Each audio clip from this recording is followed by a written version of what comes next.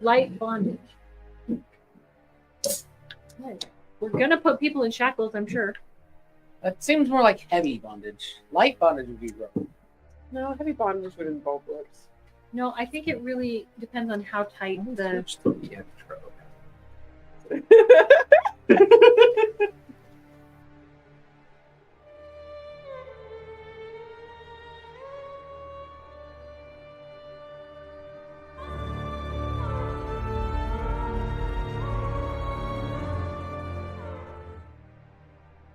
Well, hi everybody, we're live. Hi. I apologize for the miscreants that are currently. It's my fault. I'm so sorry. It's all my fault. Here, You let's gathered get this us. a little closer to you so That's that they true. can hear you whimpering. That's not whimpering, that's eating oatmeal. Or choking. Yeah. I'm sorry if that's what oatmeal sounds like in the morning. It's terrible. Character seat. It wouldn't be the first time people said that. Character. Well, everyone, welcome Character to. sheet.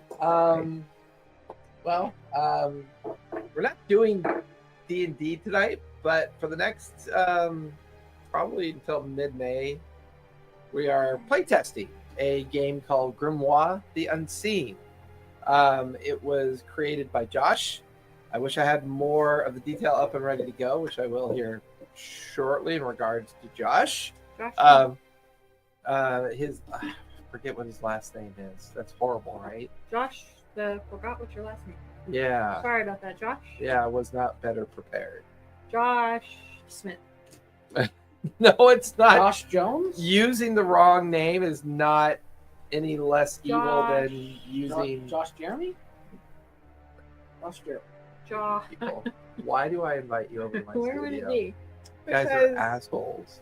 Because I'm a ginger. Do you think I have He No, has you don't no have a soul. That's Thank the only you. reason why you get away with half the shit you do. pretty much? Josh.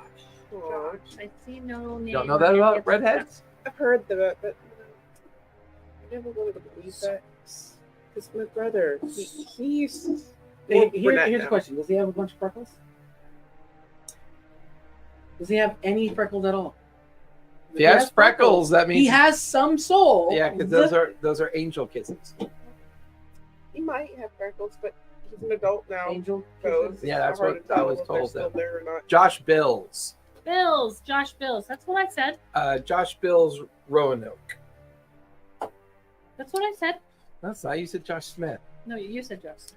And see, I need to have all that ready to go because he's actually going to be on the show Lawfully Chaotic with us this week. Sweet. And then the following week, we're having another guest on, Kirsten's Adventures, a YouTube influencer that teaches people how to play D&D.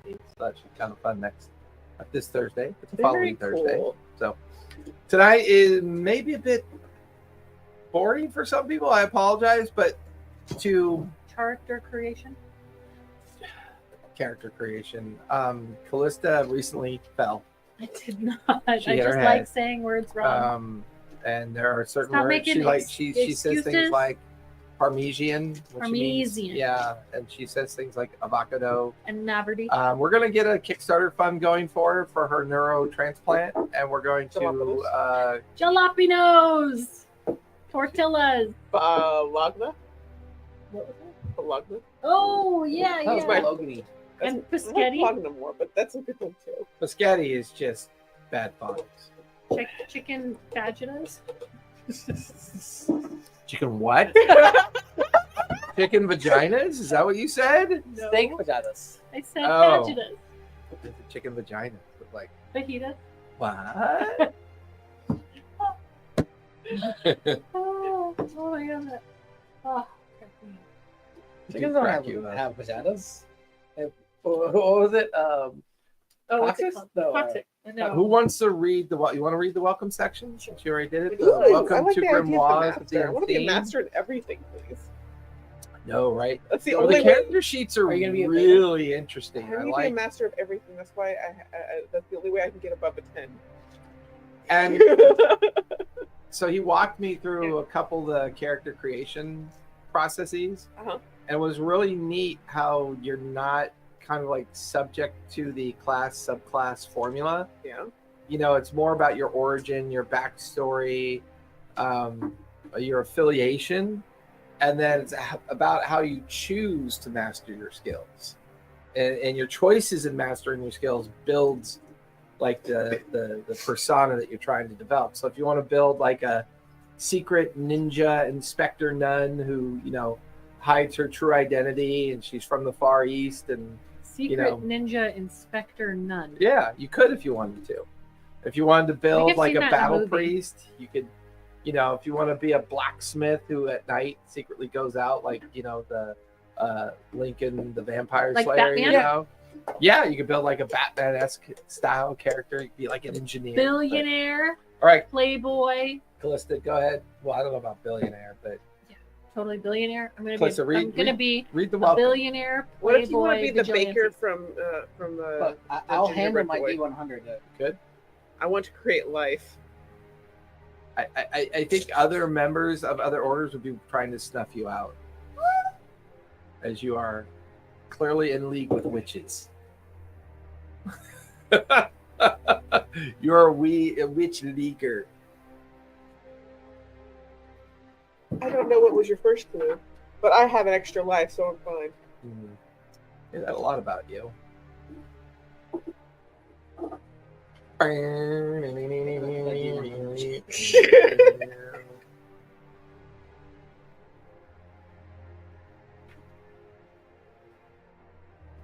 should be reading things. I have such no attention to You are having a mental fog. you. Are you gonna read the welcome? Yes, my Okay. uncle's surgery is tomorrow, not Thursday. Ooh. So we have to not linger after game because my mom has to be up at 5:30. Okay. Okay, so welcome to Grimoire of the Unseen. The twilight realms of the 14th century Europe calls to you. Oh my gosh, I'm adding letters. Call to you to their darkest depths. In this tapestry of history and folklore, combat is deadly, magic is sparse, and the unseen meddle with the fates of mortals. Medieval Europe is marred by shadow and strife. Famine, plague, and the merciless wrath of war are ever-present threats. Bandits and brigands lurk on desolate roads, preying upon weary travelers and isolated villages, while corrupt nobles exploit their subjects, sowing seeds of despair and rebellion. Beyond the veil of reality lie far more sinister perils. Ancient pagan deities still hold sway over their sacred groves and forgotten shrines, and old magic lingers in the air. Malevolent nightmares and capricious fey spirits lurk in the deep, impenetrable woods, waiting to lead the unsuspecting to their doom. As a seeker of the unseen, you will unravel the mysteries of the medieval era as you confront shadowy horrors, explore fabled lands, and engage in political intrigue. You may choose to be any figure of medieval society, from a battle-hardened French knight to an intrepid Ethiopian explorer, but select with care. All characters have a dark past they wish to forget. Grimoire of the Unseen supports episodic games and long-term campaigns alike. Here, you will embark on a journey that requires wit, courage, and a touch of luck. Oh, the thing I don't have any left. I spent it all. Courage? Luck.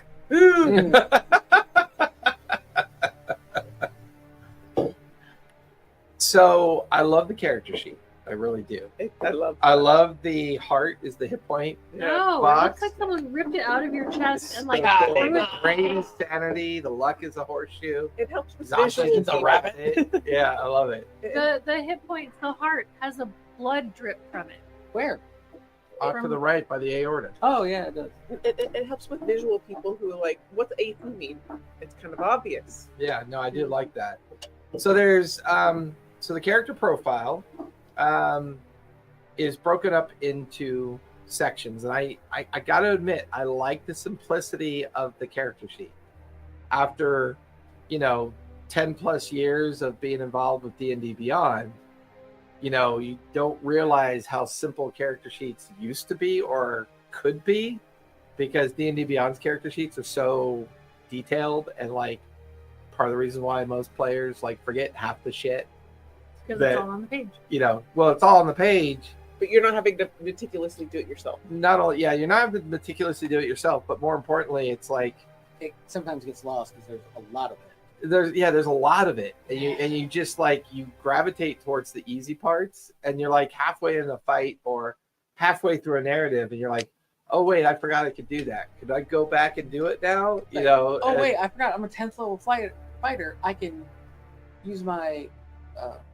See, you can't even remember. Yeah. That is why I haven't played a fighter in a while, so. and that's why I build every single one of my own characters, and I don't build characters for me, because by doing that myself, it allows me to ingrain that stuff in my head. Yeah, but some people don't enjoy building characters. Really? Yeah, they like to play the character, but they don't necessarily like to build it. Like they like being handed something that's the idea of what they like, and then they can just They like to Beat spit out out an their side. That's outline. how I am with monsters. Like when I DM, it's like really hard for me to build engaging monster encounters because I don't want to build monsters, but I enjoy building characters. So the premise of this game is that it takes place during medieval times. And although the book originally focuses on Europe in general, it doesn't isolate itself there. And he also Josh also took the approach that was similar to what Candela Obscura took. Yeah, you're playing in medieval times, but that doesn't mean you have to take on the tropes of medieval existence because it's still fantasy. Oh Right. man, I got scurvy.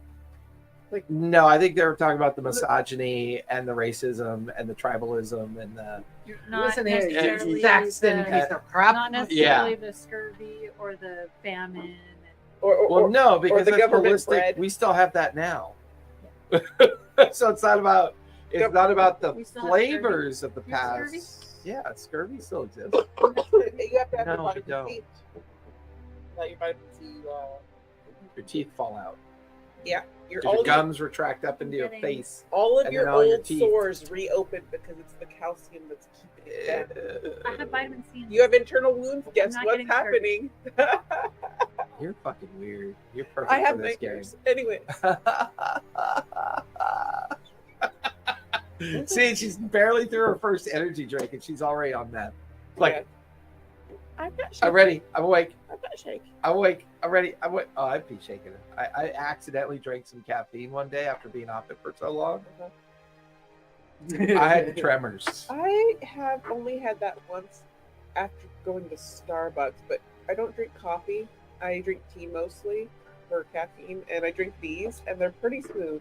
Another nice thing he did is he kept it within the realm of the DC system. So I think this is once again proof that the DC system is here to stay. It's such a great way of taking your skill sets, your attribute roles, and the formula that gives you and makes it easy for play, like whether it be narrative play or mechanical play, because it just gives you a really concise formula on result. And I think 2014 D&D finally brought us that DC core. I think you can use the DC in the core of anything. Now, what's really neat though is he built a skill system. Yeah, the blended skills. Yeah. The blended skill system is really cool. I need 3 of these. I need 3 I of these. know, in order to right? Get above 10. Let's see. Watch this.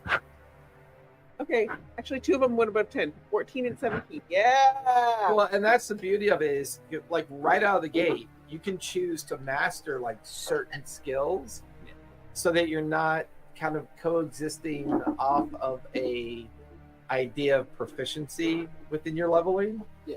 And there's not really to me it feels like one of the things I feel like D&D is missing is a skill system, like a skill point system to allow players to like create certain skills that are not inherent to their subclass or their class. Like as they move through a narrative world, if they pick up on something in the world, there's not really a system designed for them to incorporate that into their skill set. And I feel like this does a pretty good job of doing that from the very beginning. Therefore, you can be really masterful at certain things, but really suck at other things. But it doesn't limit you from trying it. You're just not as good at it as you are at your other skills. Whereas it feels like if you're a high dex character in D&D and you're not proficient in sleight of hand, you're still kind of good at sleight of hand. And he does use the core attributes, except he changes One of Constitution. them, endurance, is the one that he changes, Yeah, he which is a turned replacement for con. Yeah. So it's your attributes are still strength, dex, endurance, wisdom, intelligence, and charisma, what we call the prime six. You could either point by, or do the or roll, or do the point spread, the Standard array. the standard array. Thank you. And it's the standard 4d6. Toss away the lowest roll, keep the 3. If we go with a horror theme, you roll 3 and you keep what you get. Oh No. boy, that sounds excitingly No. horrifying. No, But we are going with the horror theme. I think we No. should roll 3 and that's what you get. I want to roll 4. I don't think so. I don't You know, think I that's How roll about you? Four. How about you roll 3d20 and take those? You know, I've rolled 3 ones many times before. Mm. Yeah. Mm. The character sheet then has the character profile where you have your character name.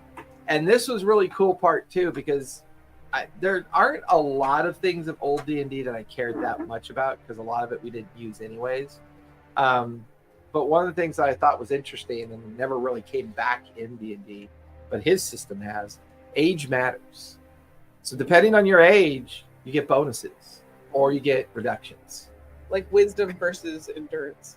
Wisdom versus intelligence versus endurance versus strength, right? So if you're like 65, you may have a lot of wisdom and intelligence bonuses, but you Yeah, a have lot of strength and endurance reductions. So it really gives you the ability to flavor the age of your persona. So early as well. 30s is probably the prime age. 'Cause Actually, no, for this game, the prime 25? age is between 20 and 25.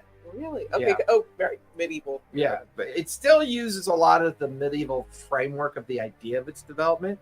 But he does do which I think is healthy, which put away kind of the negative aspects of medieval period, like I mean, 2025, the you're probably a societal grandfather aspects, by right? that age. I mean, you could still have a lot of challenges of societal aspects like caste systems and the difference between nobility and stuff like that plays into the story.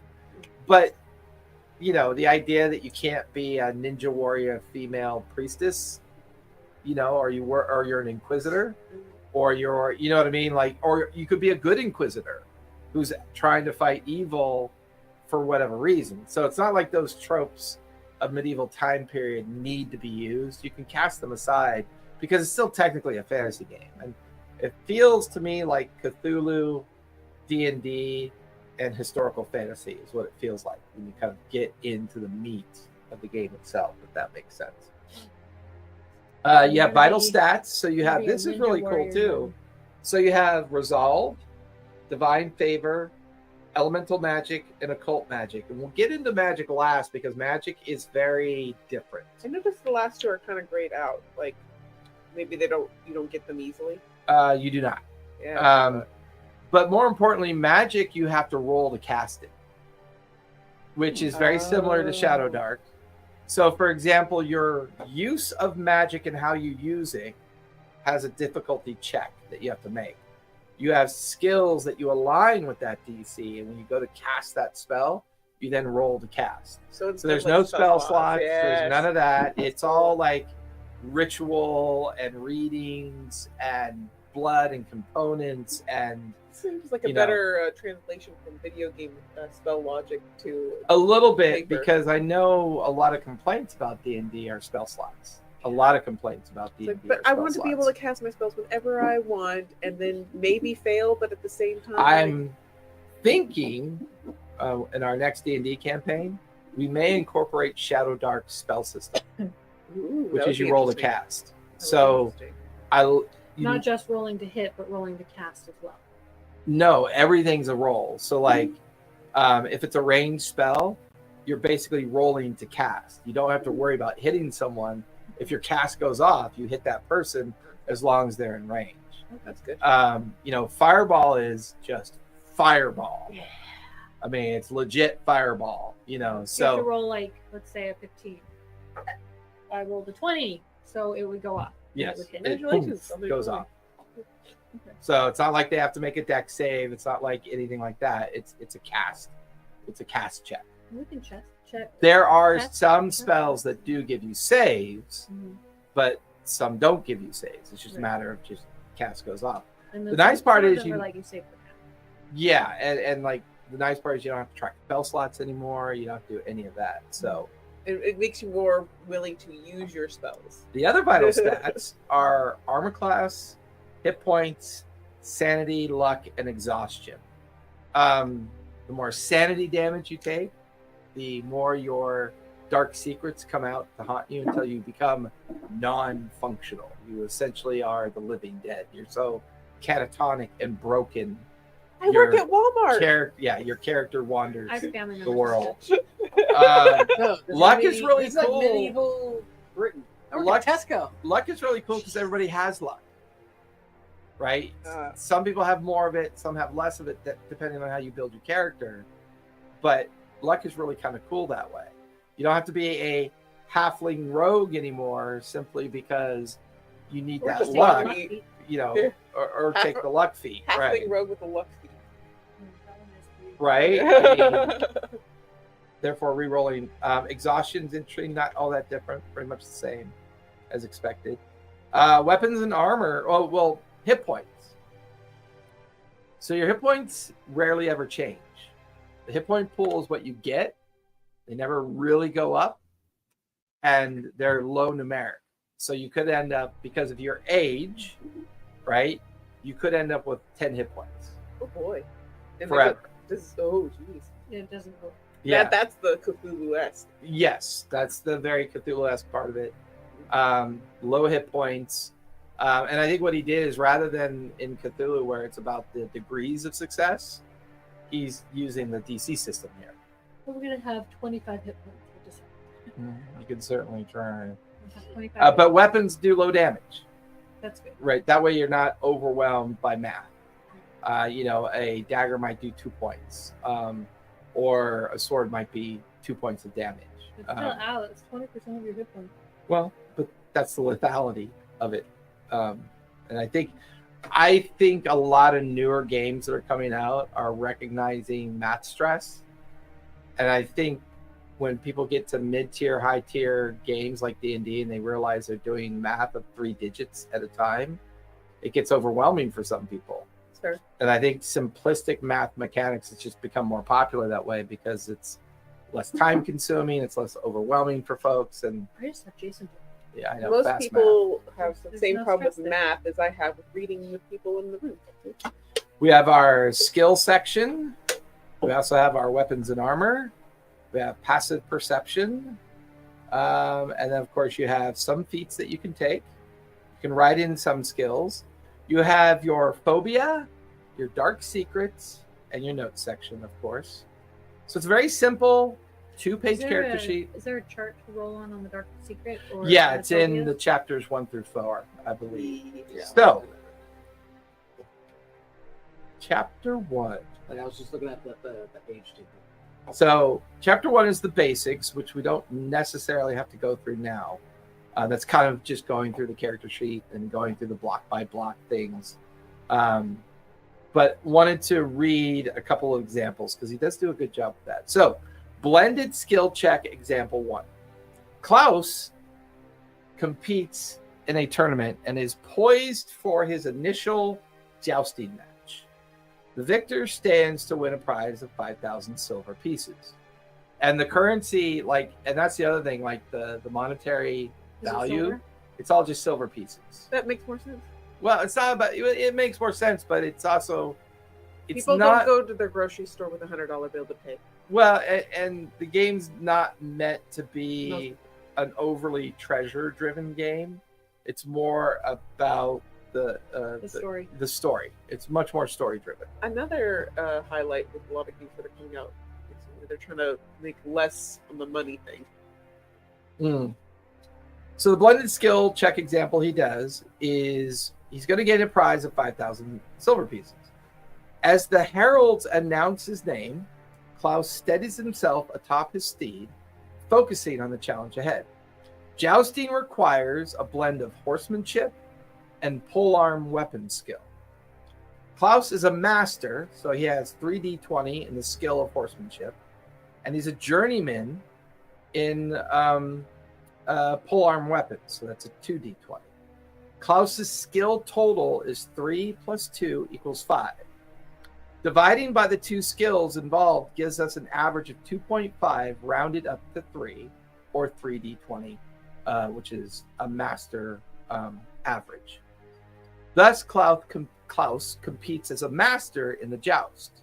So you can take two skills that are involved in the check, blend them, and make them into a single skill. That way you're not checking each skill separately. Okay. See how that works? So it defaults master or higher? Because the average was 2.5, it goes towards the higher of mastery. Dexterity governs the lance, while wisdom governs the horsemanship. Klaus has a dexterity score of 12, which is a +1, and a wisdom score of 9, which is a -1. The sum of Klaus's dexterity modifier +1, his wisdom modifier -1, equals a plus of 0 for his check. They cancel each other out, therefore he has no bonus. So his skill, he's got his, because of his attributes and his skill points spent on polearm mastery and horsemanship, right? Those are the number of d20s he gets to roll. But because of his wisdom and his dexterity, he'll have no bonus on that roll. So he'll roll 3d20, and he's trying to beat a DC, which could be a competitive DC beat of the person, of his opponent. So it's a +1, -1, and just 0. So, but if the one was like 2 and the other one was -1, it'd be 1 or something. He'd have a bonus of +1 on his rolls. Yeah. That's cool. That's cool. That's cool. Thus, Klaus adds +0 attribute modifier to his dice roll in the joust. So that's an example of a blended skill check. We don't have a Appendix A, which has the. Supposed to have the, Appendix A. Let me see what that is. That's supposed to be the phobias and the. Yes. There's Appendix B. I think it's in the download. Isn't Appendix it? B and D. That's a different download that he Appendix C, which is potion tables. Maybe he's got it in his GM only. Let me see if it's in his GM only. I checked Chapter 7, Chapter 6, and Chapter 5.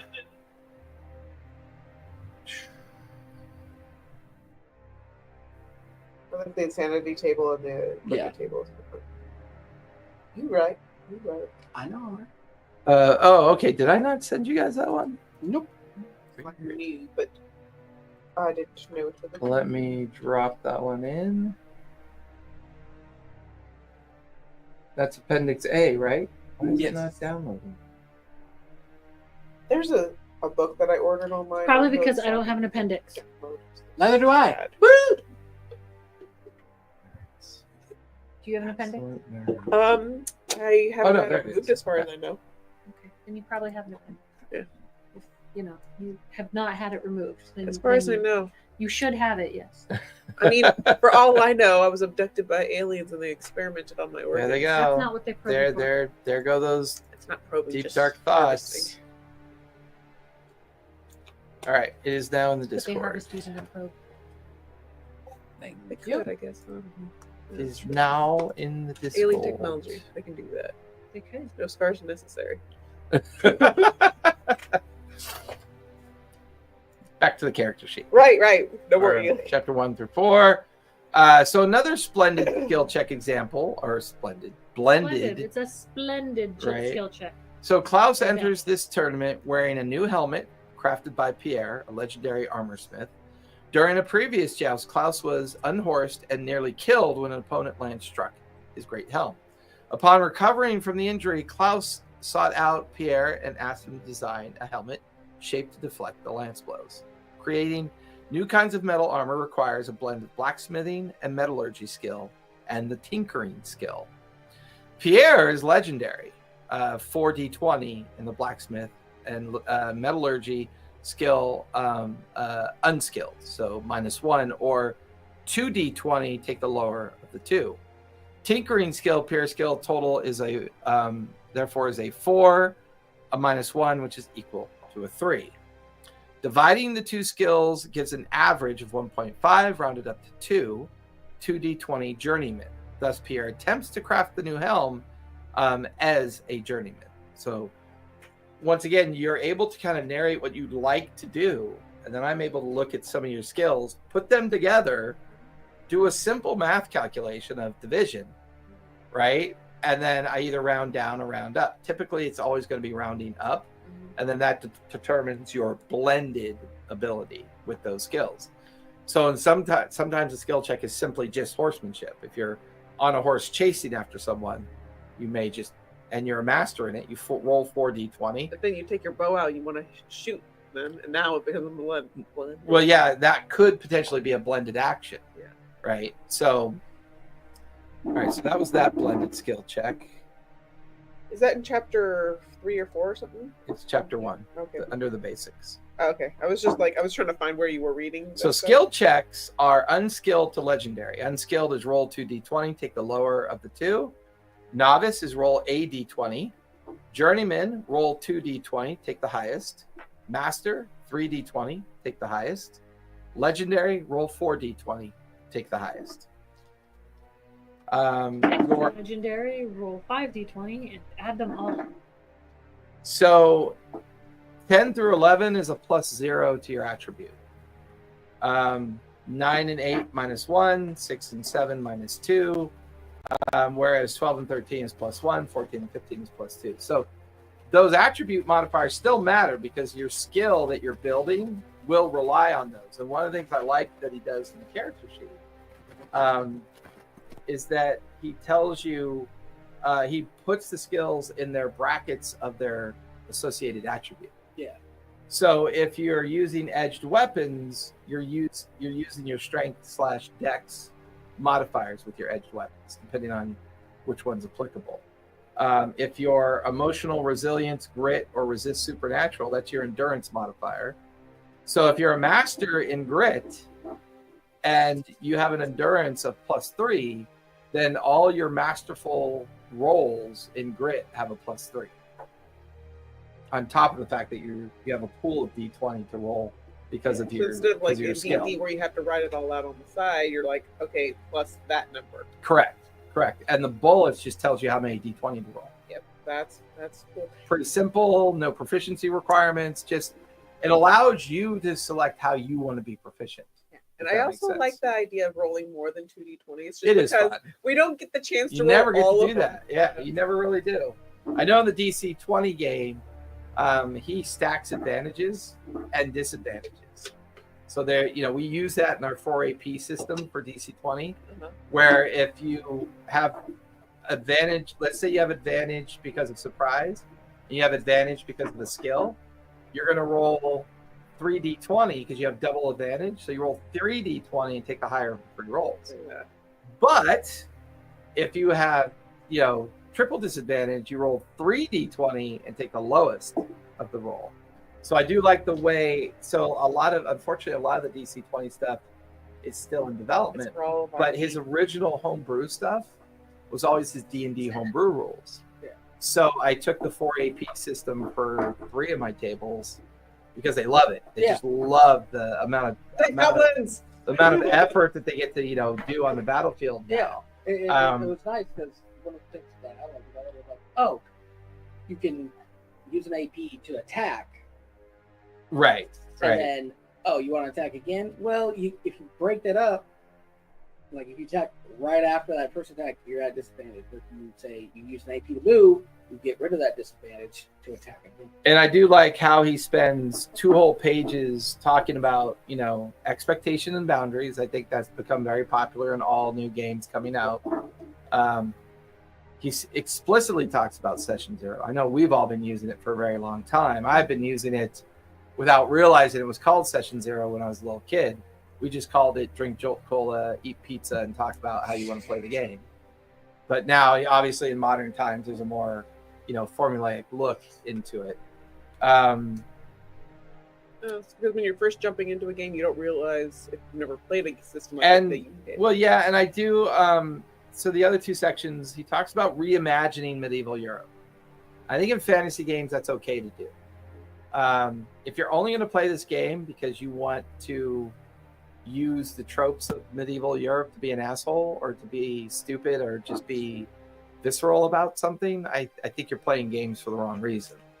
But I do like how he calls it out so that people can discuss it. And I know Candela Obscura did the same thing, where they said you play in a world similar to the 1920s or like-minded to the 1920s. But I think this still allows you to leave in the caste system, the nobility versus the peasantry, the haves, the have-nots, because those are things that drive strife.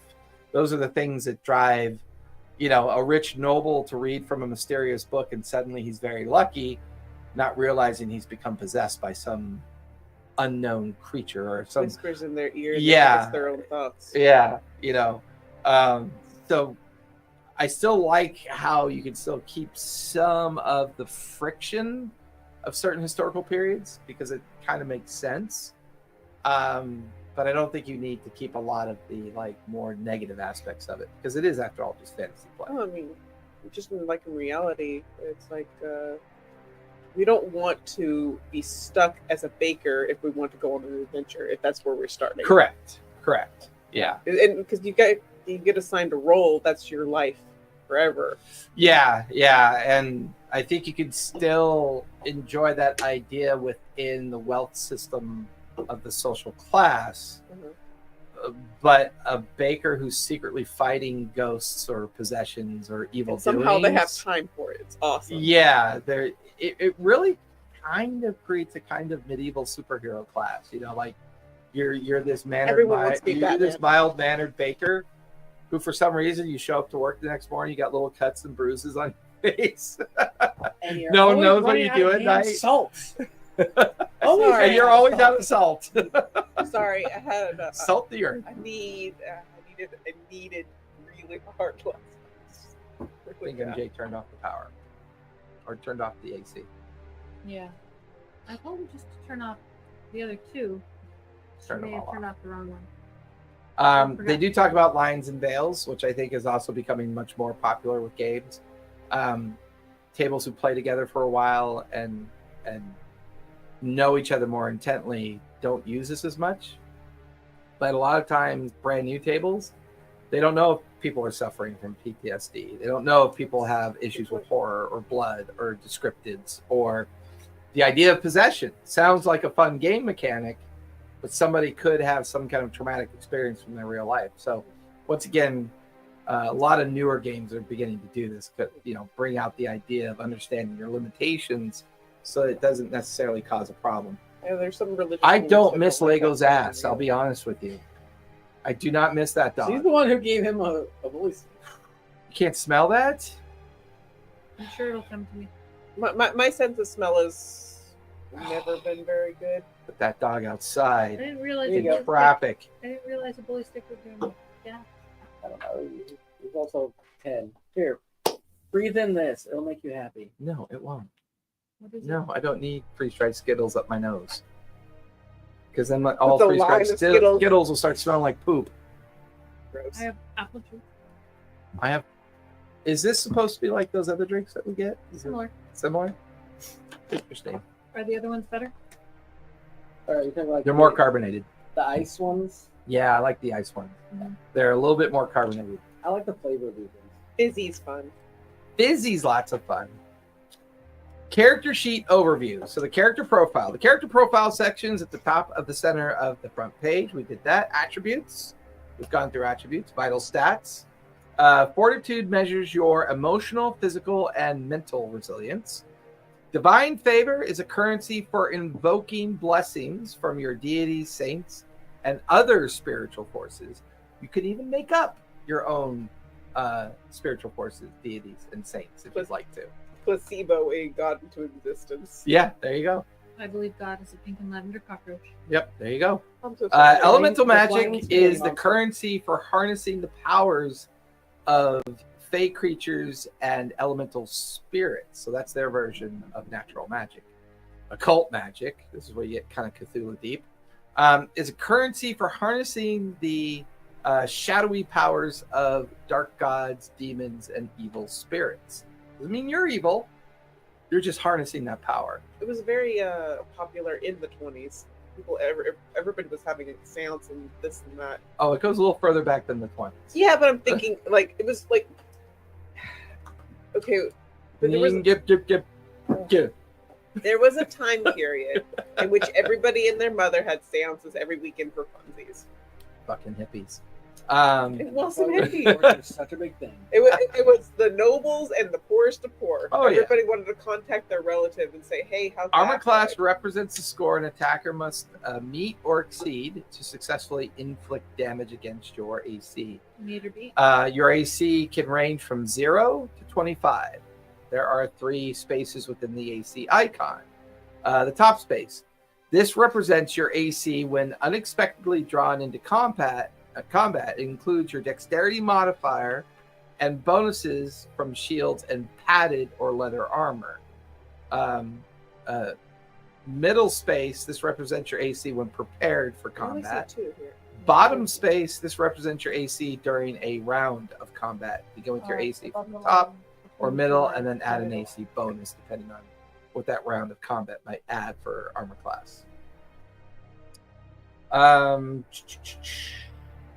Health points, we already talked about those, are pretty low. Luck. So, for example, when we talk about ages, right? We're going with age. The younger you are, the more luckily inspired you are. Luck is definitely age specific. So if you're between the ages of 16 and 19, which is kind of middle age for that time period, you have 6 luck points. Why don't you have 3 kids when you're 19? But something's wrong with you.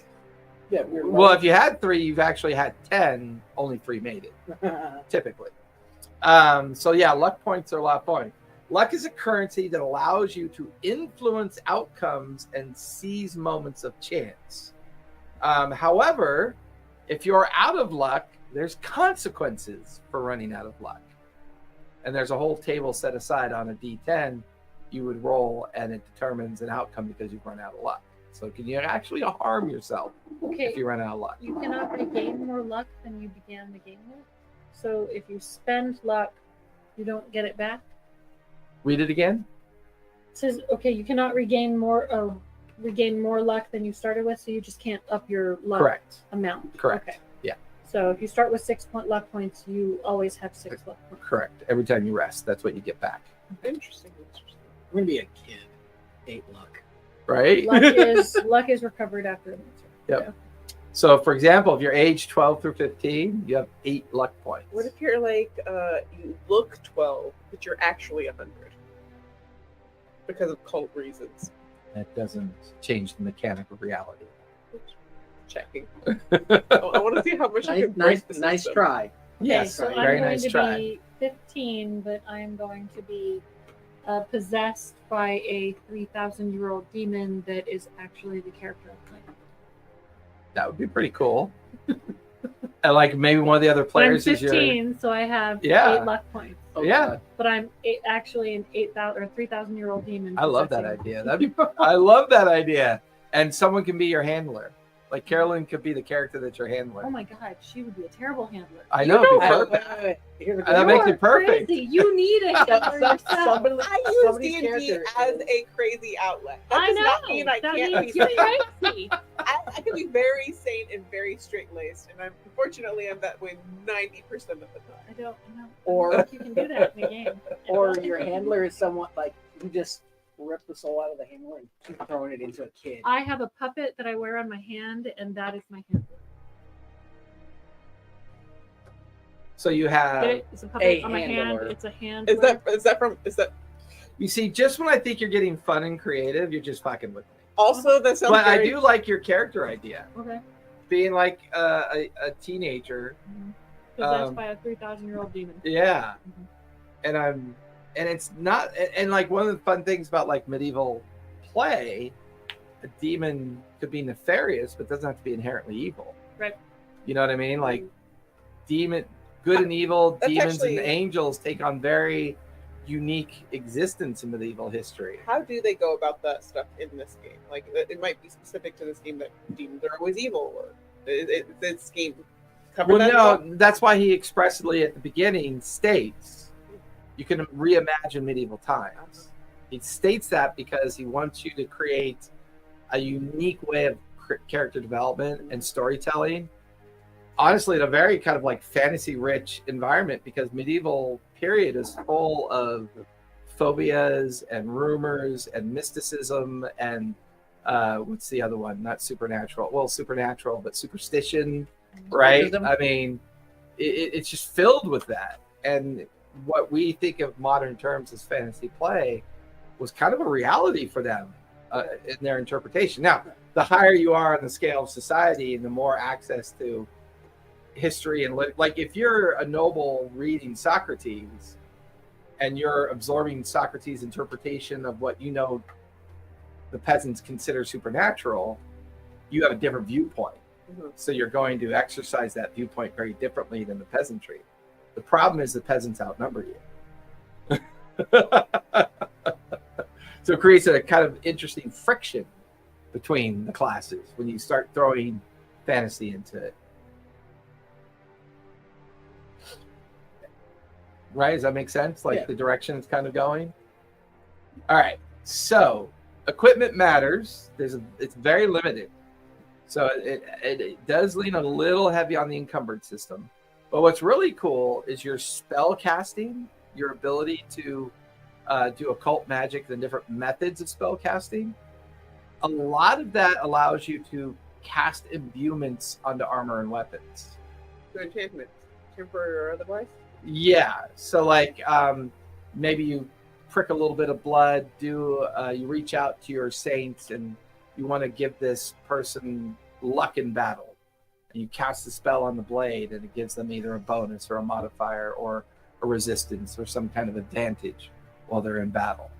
So it's magic is not as prevalent because its risk and reward can be very dangerous. And it's a very difficult skill to interpret. So those that take on magic kind of are the hallmark of a kind of superhero, supervillain kind of existence That would because be it's so magic. rare. Well, I would imagine occult magic because I think you'd have Because of the demon. yeah, like Yeah. like you were part of a sacrifice and you were the only one that survived, That's ironic. and that's how the demon got inside you, and you found yourself just wandering the wilds until whatever the backstory is that you pick up from there, right? It's like that meme. You get taken in by dragon occultists and you're going to be sacrificed to the dragon. It's like, I have brought 7 cultists for your sacrifice, and you roll. I like you. Yeah. Oh my god, that's funny. Feats. There's luck. We already went through luck.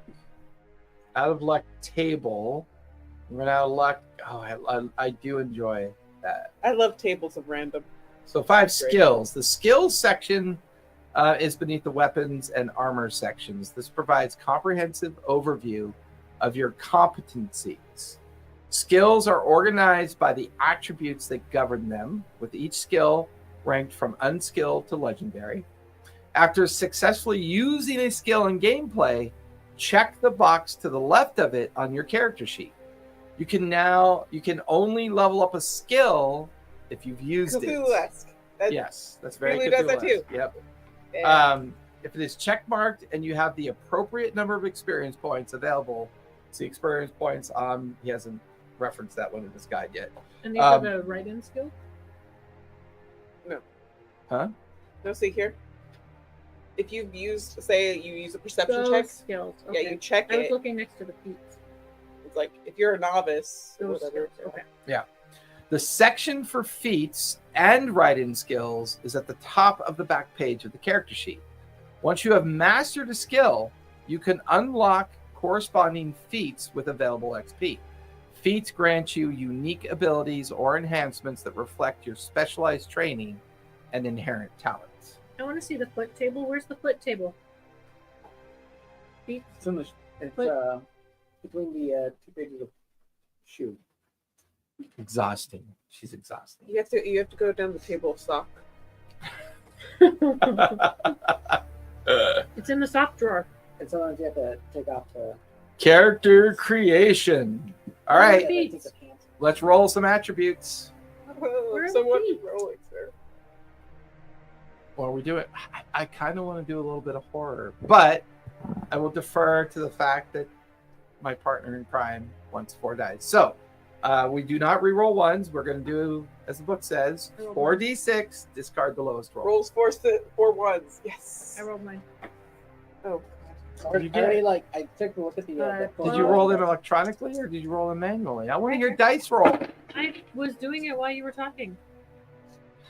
You're that kid doing homework in class. Yes. I actually was that kid. I know you were.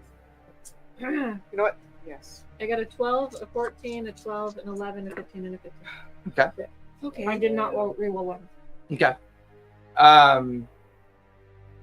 Distribute your attribute points is described as step 1. Now, what's interesting is when I was talking to Josh about this, one of the nice things about his character development is that you can really kind of look at available skills and look at the later portions of character development and go, well, I don't know what I want to be yet. So how do I know where I want my attributes? Mm-hmm. So there's a little bit of friction there in the creation because step 1 is very clear: distribute your attribute scores. Yeah. Right. But you don't know what you're gonna. So yeah, but then again, we also talked about how that's kind of a GM player thing, you know, because if you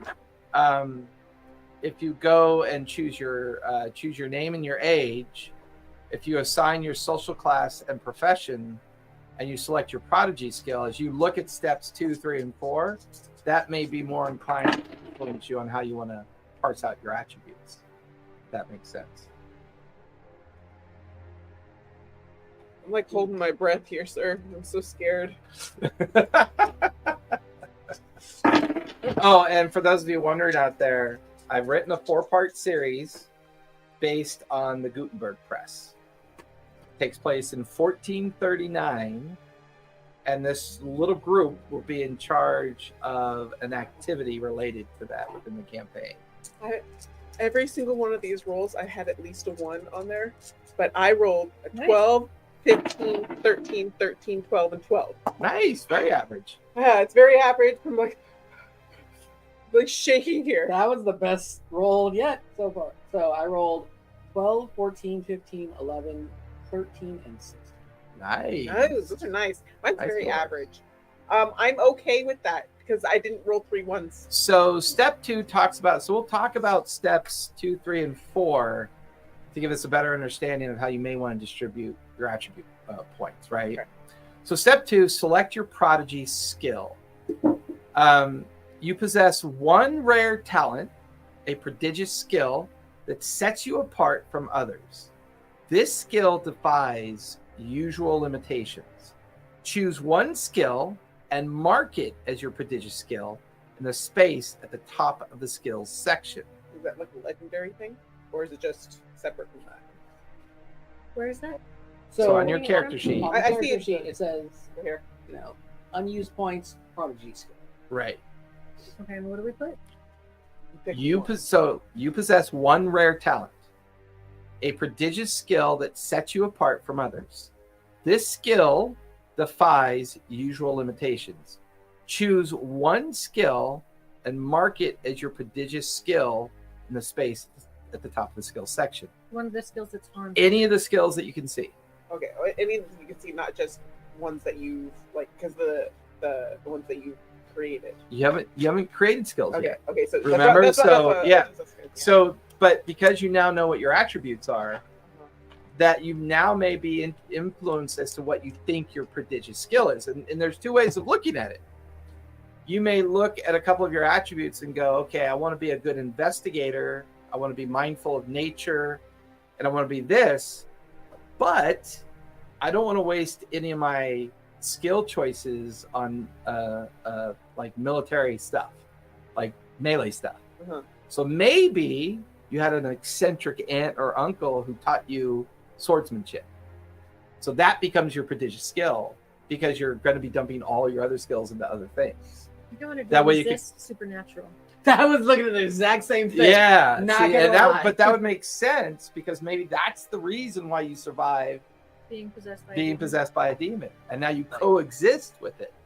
Yeah, like my character is going to be like a ship's captain. Mhm. So his phobia is necro, Necrophilia? Not Having sex with necrophilia, dead yeah. bodies? It's the necrophobia. Necrophobia. Yes. Yeah. Anyway, You fear fucking corpses.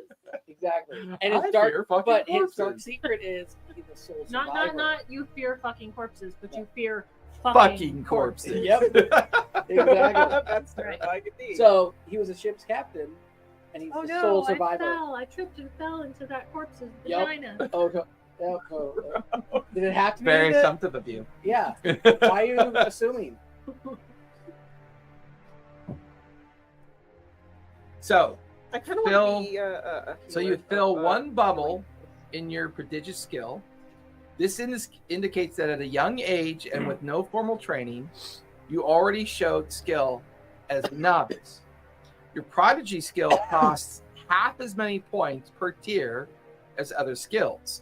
So once again, when you start realizing what you're building, if you pick a prodigy skill that is in alignment with what your development is, it's only going to cost you half as much to master it, right? So it becomes a cheaper way of focusing on one particular thing that maybe is the pivot of your character. Or because you're focusing on so many other things, it's simply a value add because you take it. It's either resist supernatural or stone. When looking I'm at thinking. I was not thinking resist supernatural, but I think I'm going to do emotional resilience. Okay. Like I said, he is the soul survivor. Is his dark secret? So it's things. That So once again, you have your attributes, and now you have this idea of a prodigious skill, right? So you're not really going to know what your prodigious. If you spread out your attributes now, you're kind of locked into your prodigious skill choice because of how you spread out your attributes. You could do either or, except now you're looking forward, right? Because in step 3, you assign your social class and profession, right? So that's class and subclass in translatable terms, right? So your social class is either noble, clergy, merchants and bourgeoisie, artisans, craftsmen, and peasants. Those are your social classes. Professions get a little bit more deep because there's obviously a social class table in alignment with the idea of professions that you might take on. Like I was saying, I'm choosing to be a sea captain. That's my profession. My social class will be the merchant or the. So, for example, your social class could be noble, and then you have a choice of like 25 professions. You could either be an artist, you could be a constable, you could be an exile, you could be a herald. But these things matter because if you choose to be an exile is based on strength or charisma. A noble banished from a particular land or country, right? So you get advantages for being that profession and that social class, or you may get disadvantages for being that profession or social class. Here's a question for you, sir, Mhm. and maybe it's something you can answer. Sorry, clarification. The social class table determines your advantages and disadvantages and how much starting silver you have. Something you have to roll on. No, No. it's already predefined. No, so So a clergy noble, gets plus- a noble gets no change in ability score or attribute scores, but they initially start with writing and leadership. So you're automatically a novice in writer and leadership.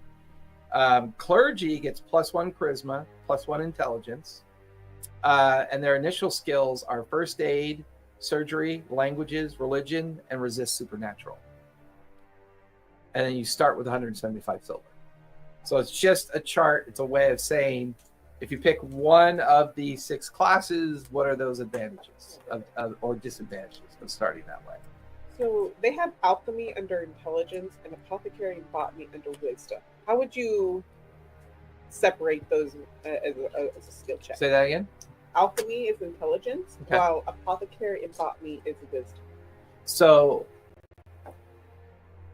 apothecary and botany is the consumption of a great amount of information and organizing that information. No, that's under wisdom. Though. Right. Wisdom. Wisdom is the gathering up of a lot of information to organize it. Intelligence is its execution. right? You write a recipe because of your wisdom, you organize it, but intelligence determines how well you execute that. See where that makes the difference? Yeah, because it's like, which one's going to make me allowed to make concoctions, basically? Well, they both can, right? Okay. Because once again, we can also blend those skill checks, right? You gather up the plants, you read a book about the plants, and then you write a recipe to make a concoction. The intelligence and wisdom skill checks get blended so that you have one roll check to make. And that's how you make concoctions. Make sense? Yeah. I may have to do a little bit more work on profession because I can't remember. Do I want to be a pickpocket or a street vendor? You can be both, right? No. I may have to ping Josh and ask him about profession again because I can't remember. I'll do hired killer. You always play assassin. Wait. Every other game you the, but are you D&D. the urban peasant? You Okay. play assassin and GURP Based and on, I GURPS. did. Yeah. based on the story, if you're going with the whole demon princess thing, pickpocket might make more sense because you're so young. You could pick no because I picked 15. I didn't pick. Oh my god. Your demon Uh-huh. helps you find people that want people taken out.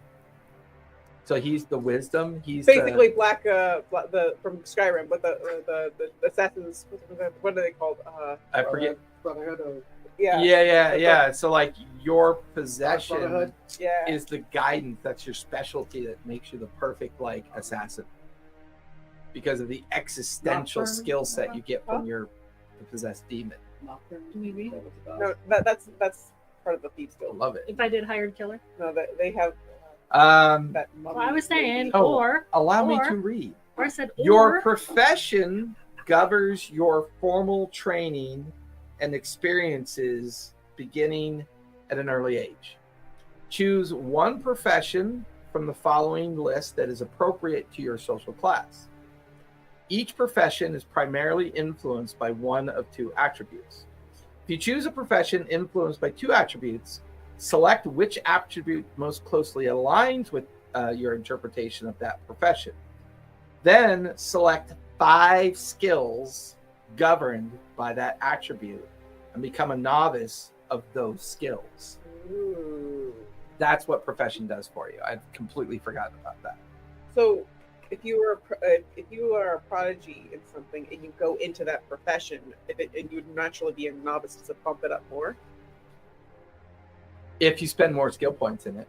Well, what I'm saying is like, so your profession makes you a novice of all those skills, right?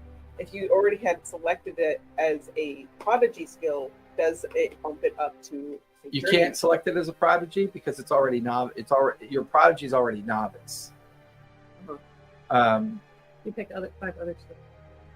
That's because we're doing this in order. So what I'm saying is like, if you start off as a prodigy and then you chose the So what Say she's saying is what she's saying is for like me, if I chose No, sailing because and it's 2 astronomy- points to elevate. So a novice doesn't like a novice point does not let another novice point elevate. You actually have to spend 2 skill. So if you're a novice in something, you then have to spend 2 skill points to get that novice up 1 more notch. So 2 novices don't make an advancement. So you might actually lose out on a skill point if you chose a prodigious skill. Right. Once again, another reason to like read forward, Uh-huh. organize the idea of your attributes as you look at the other steps. Yeah. I'm gonna pick wise woman as a 15-year-old girl. I mean, not wrong. What Not about- wrong. Your I could do social class steer. shapes I could your steer. background and worldview and serves as a starting point for your adventures. Select a social class from the table below and at least 1 corresponding career to craft your story. So, career being your profession. Each class offers various starting attributes, improvement skills, and starting wealth. After selecting your class, note the corresponding attribute improvements, starting skills, and initial silver on your character sheet under the designated sections. I was looking at urban peasant. See, I'm thinking of being some kind of alchemist or something. Mm-hmm. Because I don't know why, but I really like things with plants. I guess it's just a wish I was better with plants in reality. So age table. So choosing your name and age. Obviously, your name can be whatever it is. I mean, there's charts and tables. You can be as creative as you want with that. There's not a Struts, purple yeah. spirit. So before you choose your age table, though, it says step 5: allocate your skill points. Where is it? So once again, this is why age is so important, because that determines your skill points, right? So the combination of your social class, your profession, and your age, right, determines a lot of your starting abilities before you even interpret your attributes, right? Right. So, you know, if you want occult magic, you want to be resistant to the supernatural, like all that, before you make that decision, look at your rolled point, you know, rolled attributes, because you're going to want to arrange those to, you know, give you the best opportunity of your point system. Yeah, 15 I lose 3 strength. Exactly, right? Because there's always risk and reward for the variances. So age table, which is why 2039 is kind of popular. There's no changes in attribute. Your maximum luck points are 3. Your maximum levels of exhaustion are 3. However, you start off with 25 skill points. But if you're age 12 through 15, you only start off with 5 skill points. And you have -3 strength, but +3 dex. You have 8 luck points. You still have only maximum 3 exhaustion. So the trade-off becomes, okay, I'm super fast and nimble. I'm not very strong. Super lucky because I'm a lucky kid, right? But I don't know a lot. So I don't have a lot of skill points to spend because I don't know a lot. And maybe you don't mind the trade-off because you don't plan on doing anything strength-based anyways. Exactly. So allocate your skill points. Allocate your unused skill points as determined by your age to specific skills to reflect the expertise you have acquired over the years. The cost to upgrade skills doubles with each level, right? So going from unskilled to novice costs 1 point. Going from novice to journeyman costs 2 points, which is why those don't stack. And actually, journeyman to master costs 4 points, and master to legendary costs 8 points. So if you're already a master, you're at 4. To get to legendary, it's going to cost you 8, because it's going to be twice the amount of points to get to that next level. Okay, so you're at 4. You don't have to have another 8 on top of that 4. You just need another 4. No, you need 8. Okay, so it totally you'll need 12. Yeah, it's twice the number of your base point. Okay. So if you're at 1, it's twice of 1, which is 2. If you're at 2, it's 4. If you're at 4, it's 8. If you're at 8, You add all of those together. But if and you have that's a how much you prodigy need to get. skill, it'll be half as much because Yeah. you're a prodigy in that skill set. cool. So unskilled to novice is free because that's the first one you pick. Novice to journeyman is 1. Journeyman to master is 2 points. And master to legendary is 4 points. Makes a big deal in how you may build your core skill sets into your character based on how you're organizing the background and origin of your character. Prodigy and elemental magic. I want to use elements to make my potions that much more potent.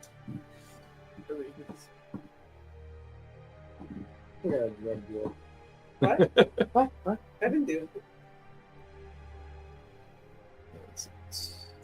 I'm just saying. So you'll also notice in your character sheet there are prerequisites to certain skills.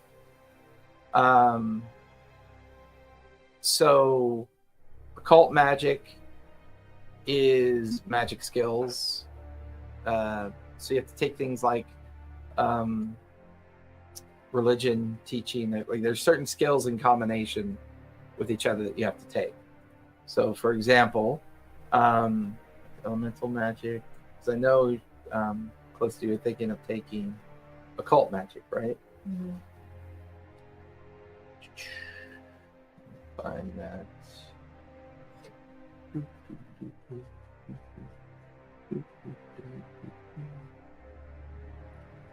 Page 36 at the bottom, Page 36.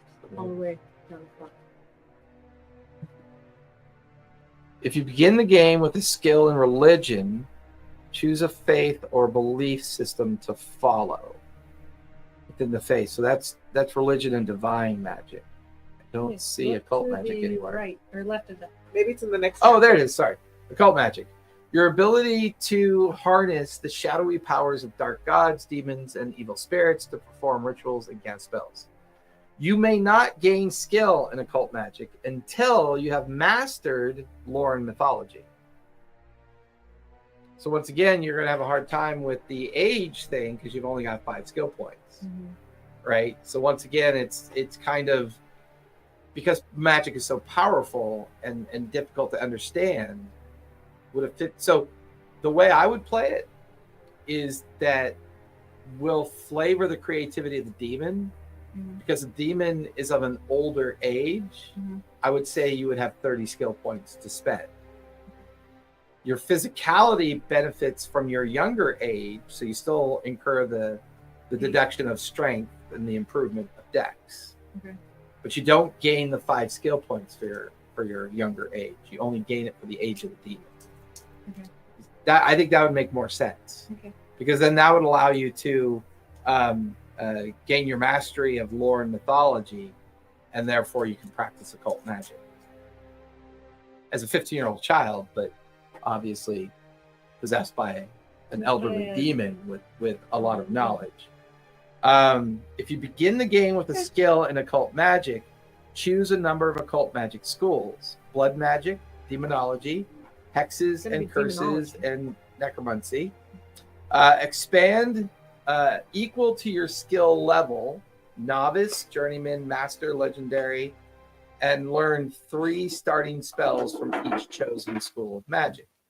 Use elemental magic and occult magic on page. I think did I send those in the Discord? Yes. Okay, good. Upon mastering occult magic, erase a second sanity bubble.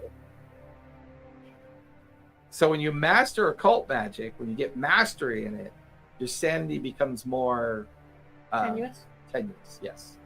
Once again, a bit more like Cthulhu. The idea that when you start journeying into darker subject matter, it kind of weighs heavy on you at that point. Opens doors you may not be able to close. Correct. That's a good way of describing it. So the nice thing about this, the urge to be sneaky overtakes them. The nice thing about this character development that I love is that the only real class is a 5-class choice, but there's no limit to your subclass. Yeah. Like if you look at the professions associated to that class, and then the skill array that you could pick, you could build anything you want. Yeah. And I think that's where its advantage is. And the second advantage is you don't have to relearn a DC system. It's still the same DC system. Difficulty 20, same DC 20 check. The skills just may be more flavorful. Yeah. And because you can blend skills, it becomes easier for you to stumble on 2 ideas and go, oh, wait a minute, I can blend these. And instead of a proficiency bonus, you have a mastery of skill. Correct.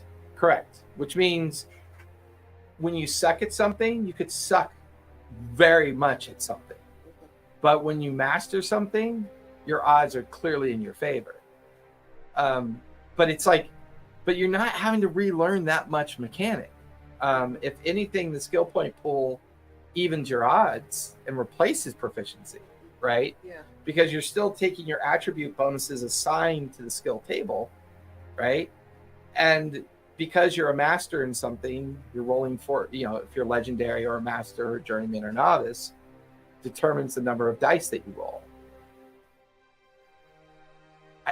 I'm like, this is like the third or fourth time I've gone through the character creation, and it's both simple and complex at the same time. It's a simple array of choices, but the complexity of those outcome of that simple array allows you to really potentially create something. So if you struggle with the choices, it might make sense for you to build your attributes first, so it by default limits your remaining choices. Yeah, like if you go in reverse, right, and you look at your social class, profession, and your available skills based on your age, and you look at that formula first, if you build backwards, it's going to feel like it's going to take longer because you're going through all the detail of permutations. And then you're saying, okay, I want to build a dex endurance based character because of the way I'm looking at my skills and what I want to be. Then you go back all the way to step one, do your attribute array, and start filling in the numbers.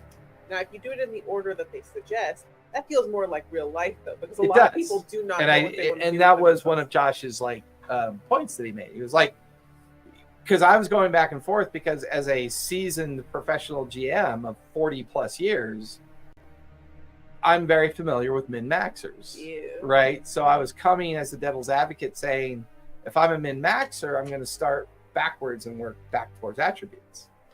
But he's designed it both ways in the sense that, well, you can do that, but you're probably going to take many days to build your character because you're looking at countless permutations of possibilities. But if you do step one as written and just plunk in your attributes right out the bat, it's a little bit more console gaming. Yeah. Right? Now you're locked into your attributes and you're focusing on skill sets that match to what you think you want to be, and it's a much more focused formula. Therefore, you don't feel overwhelmed. But if you So I already think know, it caters to both types of players. if you already For know me you want right to now, play, I haven't plugged in my attributes, but I picked my skills because I went with you know what you want to play. kind of. Yeah. So I went with So- sea captain. So I looked at because you can choose between either I love charisma that. Yeah, that's cool. Sea captain, I love it. or like charisma. Are or you a intelligence. noble sea captain? No, Oh. I'm a merchant. Oh, so you're a merchant sea captain. That's Yeah. brilliant. I love it. Yeah. Apothecary. Yeah. Captain, I've got this No, wait, captain. I'm I sorry. require you to ship for me. It's going to go to the new lands and colonies. It will take many months to get there. Make sure you hire plenty of crew, Captain. So my skills that I picked out of the intelligence part were investigation, language, Mm-hmm. lore and mythology, and sailing and astronomy. With the emotional resilience as my prodigy skill. But one of the other ones is, the fifth skill that I chose, first aid and surgery, Nice. because I'm the captain. I have to take care of the crew. Yeah. Yeah. If someone gets hurt, I can Yeah. oh hey, surgery. That's so that's one of the things. And that's one of the narrative plug things in. I like about this because it reminds me of Cthulhu. You look over to one of your fellow players and I describe a horrific wound and let's say they took 5 points of damage. Yeah. You could say to me that you run over and you want to try and do I gotta stitch this up. yeah. And then I can use that success as a way to mitigate the amount of damage that she took. Therefore, you're not relying on the true fantasy component of potions and magic. You're relying on the fantasy concept of the skill. However, she could have developed a concoction, right, that gives you a +1 to your DC check to succeed on your surgery. Yeah, I'm wondering how potions and stuff work in this game. I think he's got a section. I'm not sure if I dropped that or not. I might have potion tables. Did I drop Appendix C? Yes. Okay, No. so did I not? Sorry, I got distracted by I'm I don't looking. see one that says appendix C. Yeah, I might have left that A one out and for D discussion. Let me And drop. A, B, and D. Let me download that. Drop that into I always Discord. like My- making Our potions. niece is sending pictures of the little baby. Who's a little baby? So my wife's niece Had a baby? had a baby. Baby. Oh wow. Came out fully grown, huh? Yeah. It's January, February. Wow, that's a big kid already. Yeah.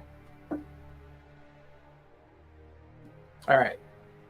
So that's Goes with the druid again for some reason.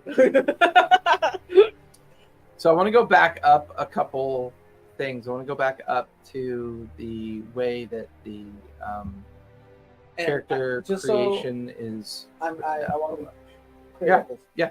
I can drop a couple other points into other skills. Correct. Okay. Yeah, any skill. Yeah. Yeah, any skill. So if you want to, be an animal tamer, right? Yeah. You could Drop do some that. of Yeah, some if you of wanted that. to. Okay. Really, all social class, profession, and age do. They just give you your framework. That is the framework of everything about your character. Let me go back up to where is it? And we add one for. Where's What is treasure?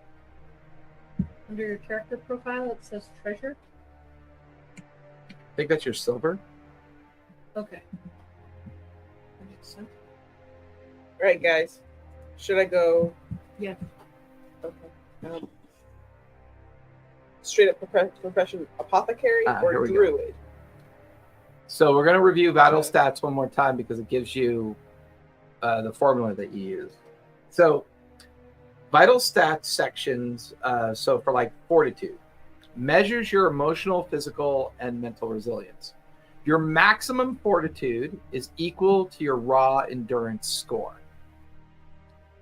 If your fortitude reaches 0, you gain a level of insanity. See the sanity page. Fortitude is recovered after a night's rest. Where's fortitude on the Fortitude. on the character sheet? That is in the. There's resolve, divine favor. Uh-oh. Where is fortitude? Oh, your hit points is your strength. Yes. Why am I not seeing fortitude? That's what I was wondering too. So I see endurance, but they said that maybe it's not something because they said it's the same as your endurance. Maybe it's not written because of that. Maybe. I have a feeling that we talked about it, and now I can't remember. I'll go back to that chapter. Fortitude measures your emotional, physical, and mental resilience. Your maximum fortitude is equal to your raw endurance score.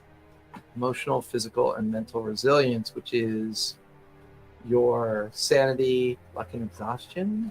We see hit points.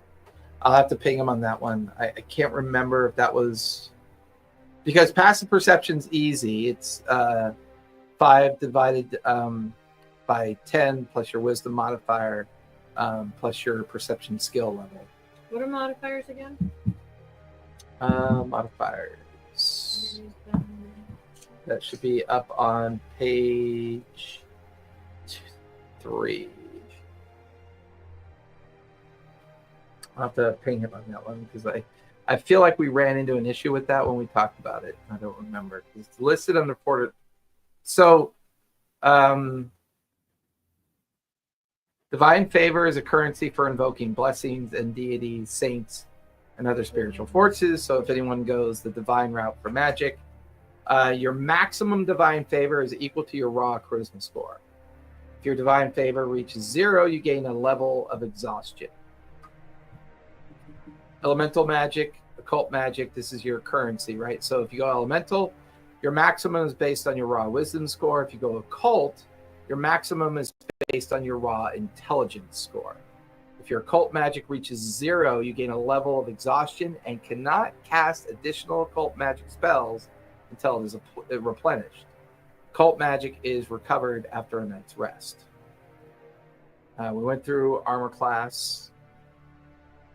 Where are you reading? What page? Page 11.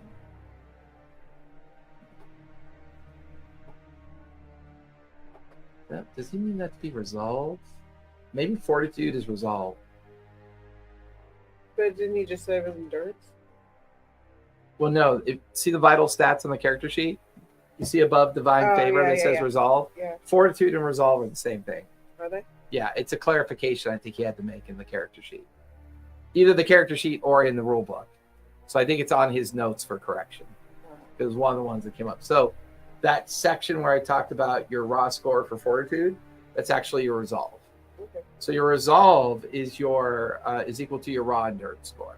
Okay. So on your character sheet, Resolve would be points of 0. So it'd be And whatever remind me, your what does resolve? resolve. So you start out with it full. Correct. Yeah. Correct. So I just plugged my attributes in, and then I clicked over to vital stats, and it went blank. It's 0 of the Blank attribute of stats. the attribute stat. Yeah. So resolve measures your emotional, physical, and mental resilience. If it both, so for example, you could take. That's the other thing I like it because he's minimized the hit point pool being more about physical damage that you take in combat. There are things that can cause you damage to your resolve. You expend points for your divine favor.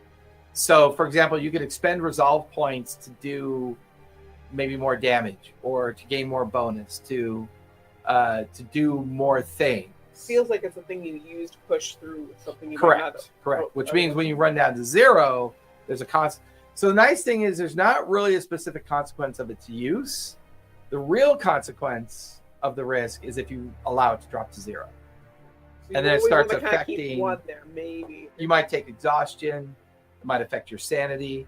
And sanity is a separate pool of points. And, as you start doing things that permanently reduce your sanity based on certain outcomes, once your sanity is permanently reduced to 0, or there's a consequence. If your sanity temporarily drops to 0, there's a consequence of that. It could affect the permanence of your sanity. So you've got all this sanity damage that could happen. There's other damage that could happen to you if you run out of luck. If you run out of exhaustion, there's other things that can happen to you. So I think by taking away the importance of a giant hit point pool, there's all these other creative ways for your character to have to suffer in the world, not just this physical number of reduction. So what you're saying is we're going to suffer, but we're going to be happy about it. You're going to have a great time playing a game that's about suffering. I'm aware of your quotes. But I may have messed something up when I was filling my skill. So the social class table, we should add those skill novice Correct. as well. Yep, those automatically become novice. That's why you definitely in the social class want to plug in your social class first before your profession, Yeah. because you may not want to overlap skills, or you want to make sure your social class is going to give you a boost in your profession skills. Doesn't the profession that you choose kind of determine your social class? No, your social class determines your profession. Well, what I mean is I want to be an apothecary, therefore I'm a merchant, right? Or you could be something else and use your appropriate skill points at the age Well, level. I mean, for a job though, it's like the No, so what I'm saying is you could pick something else, uh-huh. right? And use your excess skill points to be an apothecary. You don't necessarily have to be merchant, but if you want to maximize your opportunity for apothecary, you may choose merchant. right. But you don't have to. Okay. You can be a skilled fighter who happens to be very good at apothecary, Right. which means then you need to make sure your attribute balance is in alignment with your choices. If you're picking things based on specific things that you want, then class and profession play a huge role in that. But if you don't, like his sea captain guy as a merchant is the social class with base skills that are automatically novice. His profession is sea captain. Sea captain comes with base skills as well that are automatically selected. Yeah. Your age then determines your remaining skill points you get to spend. So I'm looking at the list of jobs here. It doesn't say what it gives you here. Where is it exactly it's showing you? So what it said is that, so like for mine, it says sea captain and then in parentheses charisma or intelligence. Yes. So when it was saying like if you have to pick a job that has only one, you choose 5 skills out of that to give the novice test. Right. So if you have 2 of them, to clarify her question, pick one or the other. on page 20, Mhm. the section that reads professions defines the purpose of the professions. So your professions govern your formal training and experience beginning at an early age. Choose one profession from the following list that is appropriate to your social class. Each profession is primarily influenced by one of two attributes. If you choose a profession influenced by two attributes, select which attributes most closely aligns with your interpretation of that profession. Then select 5 skills governed by that attribute to become a novice in those skills. So, for example, if you are a noble artist, that's charisma, you go into the skill choices in the character sheet, and anything that's highlighted under charisma, you automatically can choose up to 5 novice skills. Okay. So once again, you're beginning that stack process, right? You're using your social class and profession and your prodigy to create your base novice framework. So You're then using your age to make yourself better at certain things or to augment other skills that you'd like to have. So I did hired killer, Love it. which is Dex. Well, start from the beginning. So hired killer is a profession of Yeah. what social class? Urban peasant, Okay, so you are an urban peasant. which gets +2 to Dex, +1 to endurance, Okay. and dodge, emotional resistance, streetwise, and insight, perception, and deception and disguises. Okay. So those are automatically novice. Yes, those are automatically novice. Now, If you go with hired killer, hired killer is it's got Dex in the parentheses. right, so you can go to the dex brackets So go- of your skill set, And add 5 novice skills novice skills that are dex based. Okay. So like So- sleight of hand, stealth, thieves tool. Correct. Those would probably be good for hired killer. Acrobatics. 1, 2, 3. So you have that's why he's got strength / dex, Mhm. strength / charisma, Mhm. strength, dexterity. So there's certain things that have overlapping combos. So missile weapon, you think, or bow weapon? depends on whether you want to be a sniper or a personal killer. Like, do you want to be up and close with a blade, or do you want to be hiding in the shadows and use an I want to arrow? be hiding in the shadows. So a traditional assassin. Yeah. Yeah. So So would that be bow or missile? So, Missiles. What's I was Missiles would looking be at- like spears, darts. well, those are Specific those are- thrown Missile weapons. There's throw. missile there's weapon. throw. It has hand crossbow, brass hand cannon, bolts, and lead ball. How do you throw lead ball? You just throw Like a this. sling. Yeah. So basically, I could choose the artisan and craftsman and be an apothecary and get the +2 to wisdom and use the wisdom attribute instead of the intelligence. Exactly. See what I mean by the permutation? Like all the social class and profession do is just give you a framework. Got it. Your age and your prodigy gives you your specialization opportunities. And then whatever skill points are left over, you just spend them wherever you want to be. Like, I love how at level 1, you could be a master in something. Because it kind of makes sense with a developed character. Like with that little mess up in my clarification, I was actually able to pretty much novice out almost the entirety of the intelligence section, Right, other than occult and literacy and scholarship. right. Whereas she's using her demon possession background to gain the 30 skill points. Yeah. To not worry about it. I'm gonna take as my dark secret. Yeah, perfect. Yeah. See how that works? It's kind of cool. Yeah. It's an interesting character development process. I like it. So there's skills that you initially just get, and then you choose more. Yeah. Correct, because of Okay. your age. Because like the social table says, You get the skills from your social class. Right. Uh-huh. As So, novice. yeah. Okay. And then your profession, if the profession you choose is stat based on strength, then you can pick up to 5 novice skills that are strength based Okay. automatically. So you get these and those. Yes. Cool. So you get your Cool. Just prodigious don't know. skill, you get your social class skills, you get your profession skills based on your attribute, and then your age determines your skill point pool available to you to spend on anything you want, either to enhance the ones you already have or take dips into other ones that you'd like to have. So that's why I love doing playtests, because when you talk about it with more than one person, it becomes A conversation. it becomes a conversation, and like Ingrained it in your begins brain to make better. a lot more sense. Yeah, because sometimes something that you read doesn't make sense, but once you say it out loud, Well, and like I We ran into it talked so many about times at the the DC 20, yeah. Well, it was funny because one of the things I was running into with Josh is that Josh wrote the rules. So he's inherently more knowledgeable of the rules. He's more inclined to not think about the rules in a conversation with me because he just knows it. So why would he say anything to me about it? So it's like when I challenge him, he's like, oh, yeah, that makes sense. Or, oh, yeah, that makes sense. So the more people, that's why I love playtesting, because I'm eager to find out if I like the combat system as it is or if it needs to be tweaked a bit. What's a 'Cause the- brass hand cannon? That would be, what are those called? Blunderbuss. No, it starts with an A. It's Starts with an A.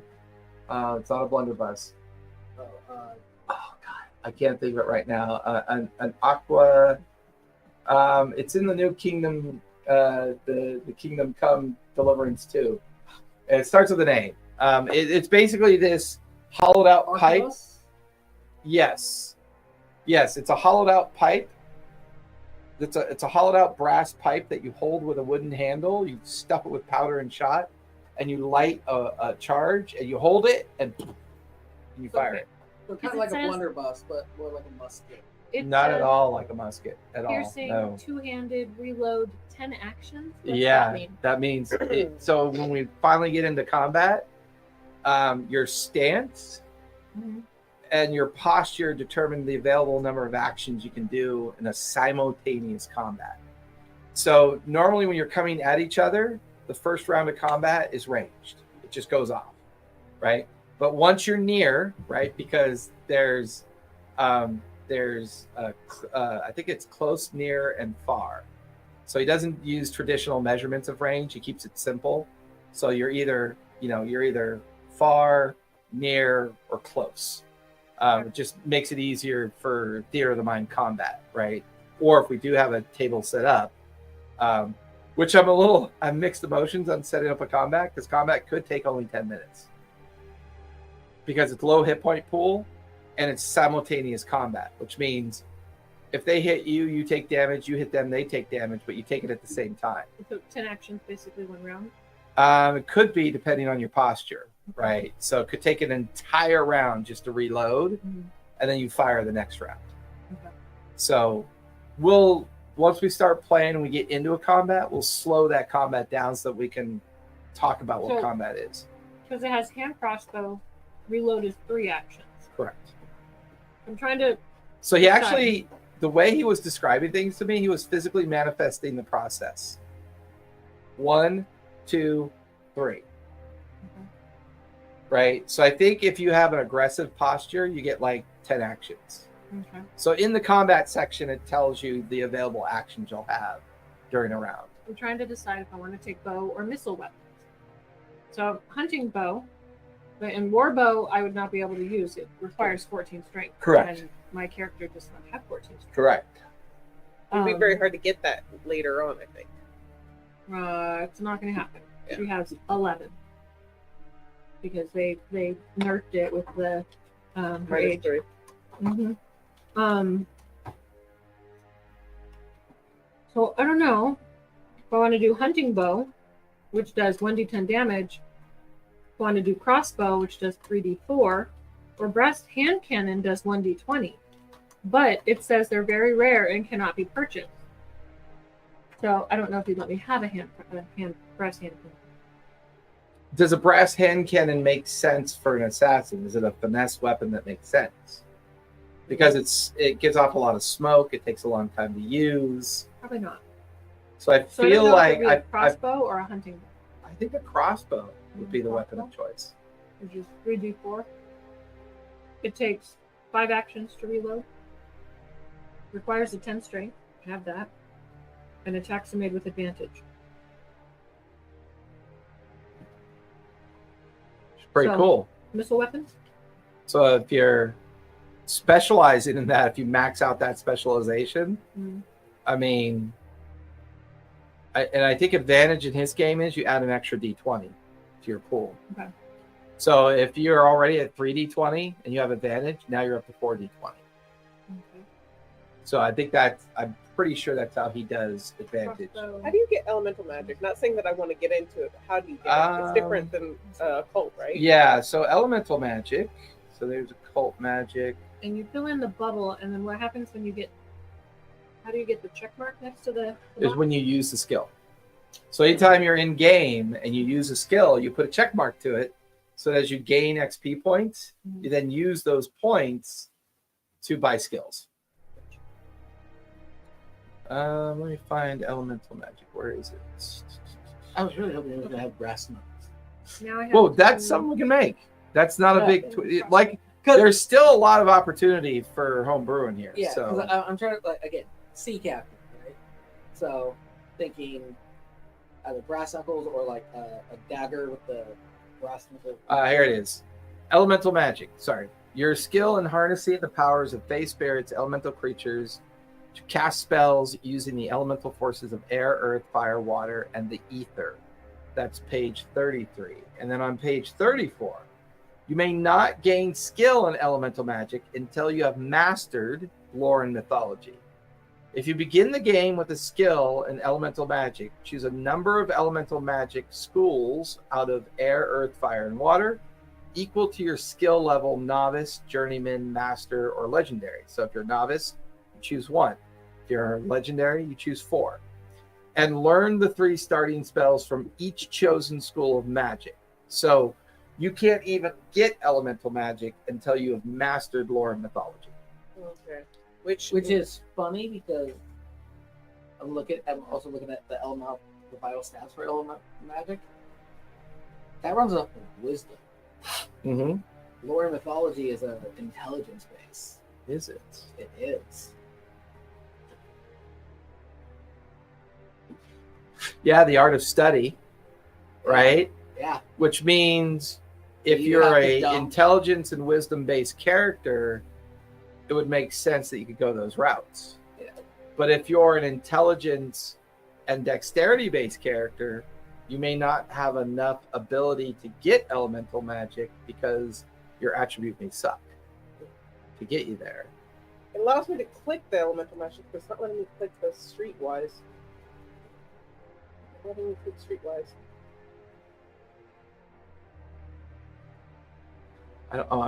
I'm using the copy. I'm not using the PDF one.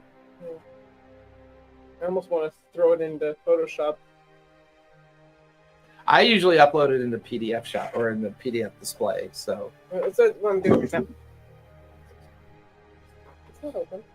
See, that's not letting me click that, but it's letting me click that one. And I don't have those. I don't know. Maybe a bug. I have I'm supposed to have, because I'm choosing the social class artisan, I start with artisanship and blacksmith and metallurgy, and because I'm going apothecary and I'm going wisdom base, I'm supposed to pick 5 in there, which basically selects everything else except for the elemental magic. So all those are supposed to be selected. I mean, yeah, you're supposed to get the perception.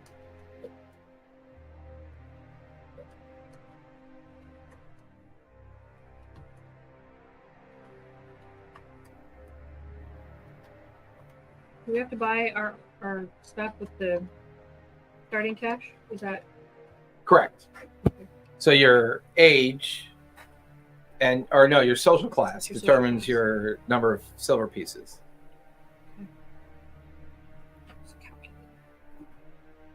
So I'm working on I'm working on my skills. I have thinking. So I'm at novice so moving up my like sailing and astronomy. So I added a point to bring it up from unskilled to novice on my block and parry under strength. So because I only have 25 skill points. I didn't do the age. That total. So I should have 24 left. If I want to go from novice to journeyman, it takes 2 skill points to go there. Correct. And if I wanted to upgrade it to master, I would need 4 additional more. I'm selecting the wrong thing anyway. Correct. The Right. check is only if you've used it, right? Yeah, the check is only if you use it. You don't actually Yeah. You select bullets to determine Yeah, your mastery. That's what I just realized I was doing. But also, Yeah, I actually did that too. So, that's also so something- unskilled to novice is 1 point. Yep. Novice to journeyman is 2 points. So if you're at unskilled and you want to go right to journeyman, that costs you 2 points. If you're unskilled and you want to go right to master, that costs you 4 points. Okay, so If you're a master or if you're unskilled and you want to go right to legendary, it costs you 8 points. Oh wait, perception's under. Okay. Oh, I'm gonna take Does that make sense? Yes, I'm just because I'm working on like I'm fleshing out the skills I already have. Right. So I just want to know, like, I have the novice point. So if I want to upgrade it, I need to add. And remember, even if you're unskilled in something, it's still 2d20, take the lower of the 2 rolls. Yeah. So it's not like you can't do it. No. You're Yeah. just not very good at it. Yeah. I'm just like, for me, I'm picturing how he is. What, like, he's a ship's captain. He definitely needs, he needs a skill. Like, he has a high strength, but he needs some skills in strength, such as block and parry, brawling and grappling. And I have not decided if I'm going to give him an impact weapons or flail weapons. It's a rat flail. What are you swinging around? A rat king? I'm just trying to math it right. So where I like upgrade the other ones. So going from novice to journeyman, that cost me 2 points. From novice to journeyman? Correct. Okay. Because in the table, it says specifically skill point cost from novice to journeyman is 2 points. Yeah. Yeah. So, like, because the way the XP is doubling every level. Correct. Is what so Correct. like, it's taking me I'm there, I need 2 more points to get to this. Then I'm gonna need, if I want to take it from journeyman to master, I'm gonna need 4 more points to add to to that. get to master. So I'm gonna have to spend 6 points to get it to master. Correct. Correct.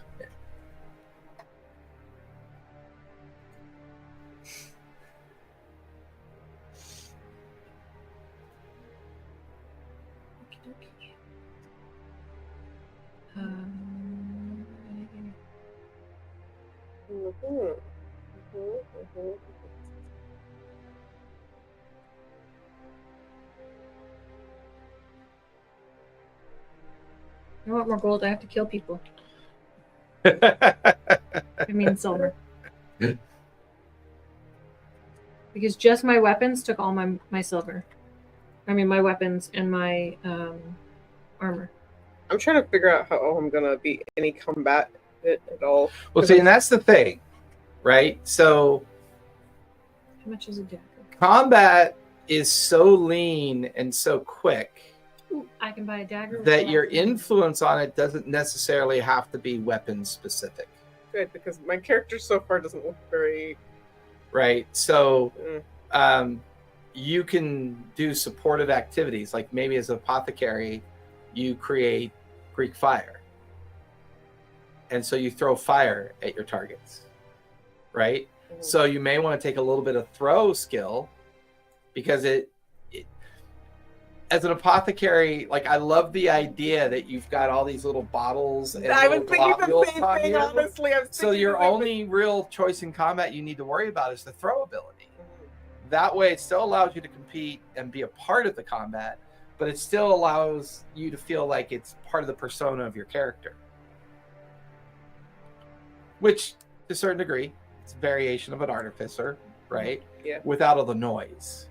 It's a very simple kind of, I've got all my concoctions, and we'll have a starting array of concoctions for you at the beginning, just so you can, I'm now thinking of a It's good reimagined version because my of character my. is now Poe, I don't. I love it. can't even P-O-E or P-O? P-O-R. I can't afford the second Oh, time. poor. I can't afford the second O. Do- I love it. Wait, you're a merchant though, right? No, I've switched over to artisan so I can get the skills that I wanted. I got a dagger, a crossbow, and I re-padded think it's armor, still and that was all of my 75 silver. right? 125, yeah. Oh, that's what you get? Yeah. And now I Yeah, gotta I'll read do. this one here right now. I almost went merchant, but like after looking at the skills that I would get and what it's because like merchant is intellectual or whatnot, and I wanted to be wisdom based Right. apothecary. Right. So 1 point for novice, plus 2 points for journeyman, plus. I mean, not novice. So, 1 to get it to novice, 2 to get it to journeyman, and then you're trying to get 4 to to master. get it to master. That will be 4 7 plus- points. Yeah, it'll be 7. 7 points Yep. Yes. to get it So- to master, and I have to be the master in a cult. But to do that, I have to have. What did it say I had to have? You have to have. Oh, and our prodigy skill costs less. half as much. Should a cult be my prodigy? No? Yes. No, Well- it should well- be the prerequisite for. Okay. Yeah, the prerequisite. So the prerequisite for it is lore and mythology. More in mythology. So that should be your prodigy skill. Yeah, because Lord. And that could be the inherent knowledge you gain from the demon's wisdom. How many points do we have? I know you probably already went over it, but Points for what? How old are you? How old is your character? I'm thinking 19. Okay. Because that gives her the -2 to strength with the +1 to dex. You have 10 skill points. Okay, 10 skill points. Okay, so I have the prodigy for lore And see, that's a mythology. balance for 20 to 39. You get 25 skill points because you get no attribute improvements. So that's where they balance Attribute each other out. improvement- changes. Yeah. There's, yeah. no, there's some improvements. There's some not.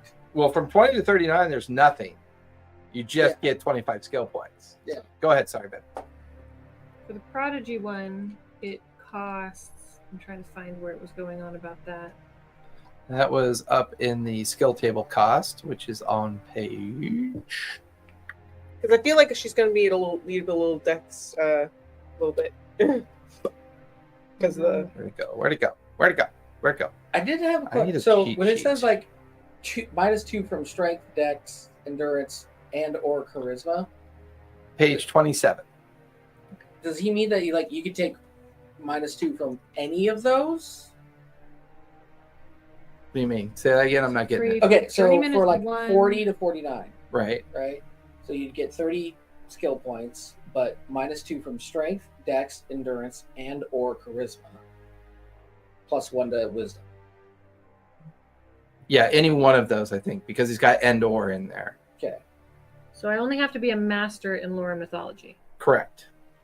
So Which that would is cost you 7 points. 7 Well, it's a prodigy skill, though, prodigy right? skill, yeah. So that's going to cost you 3 points. Going from free to master is 3 points. 2, 3. So that would take me down. it only gives you a +1 index, right? Okay. I So might want to bump it up to 20 just And because then I have a lot of occult is 1.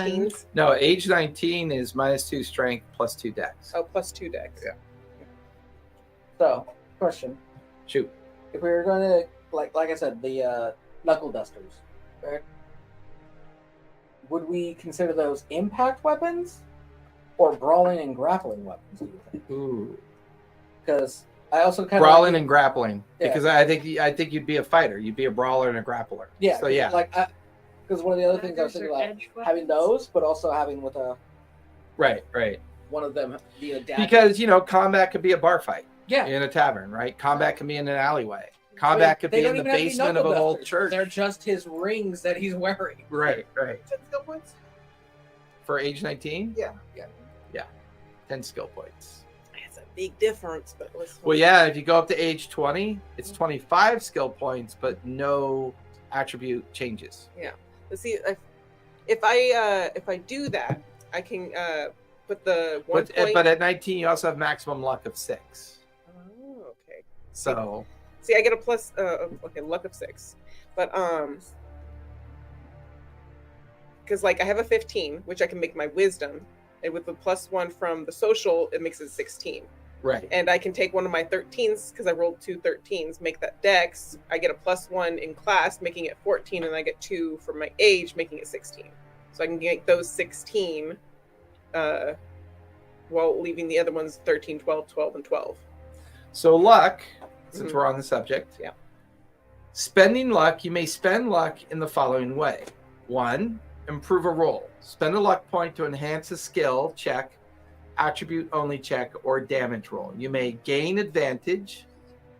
So spend luck to gain advantage on skill checks. Multiple luck points may be used per check, but you must decide how many luck points you wish to spend before making the check.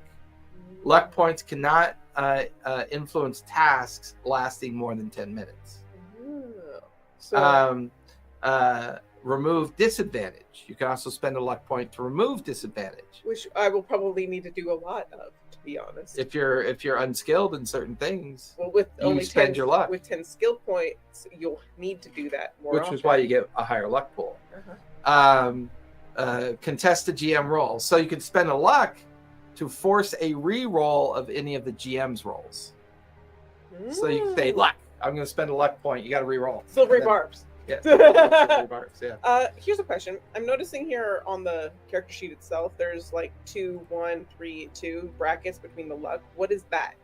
And how does that indicate to the thick spots? I'm not sure what the brackets mean, to be Mhm. honest with you. I never really asked him. Okay.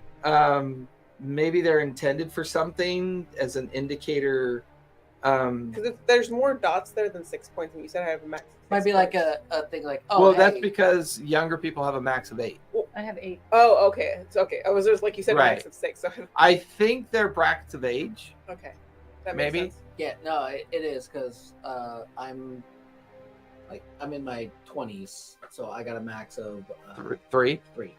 A way to indicate that on the character sheet, because it's like you should fill them in or take them away if you use them. but Yeah, you we've need talked somewhere- about some nuances to the character sheet. Yeah. You need something to remind you how many you actually have. And you can kind of go either way. I think the line is your maximum inferred line. So if you're up to the line that indicates you have 3, every time you fill in a dot means you've used it. Yeah. Some people go the other way. They fill it in and erase Mhm. what they use. Yeah. Yeah. So I think once again he develops the character sheet based on how people want to use it, not necessarily forcing you to use it from a certain structure or confine. What I'm saying is that whether you fill it in or take it away, there's nothing there to indicate how much you have total, and you might forget. Well, I think that blank line on top can be interpretive. Plus, there's a blank space above the word luck. If you're printing it out, You can do write that. it there. Yeah. You know, so there.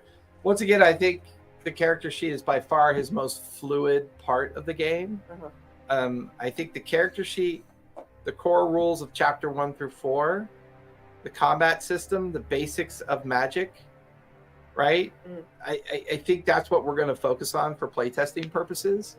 How do you do the passive perception? Passive perception tells you on your character sheet. I know, but it's like 5/10 plus wisdom modifier plus perception skill level.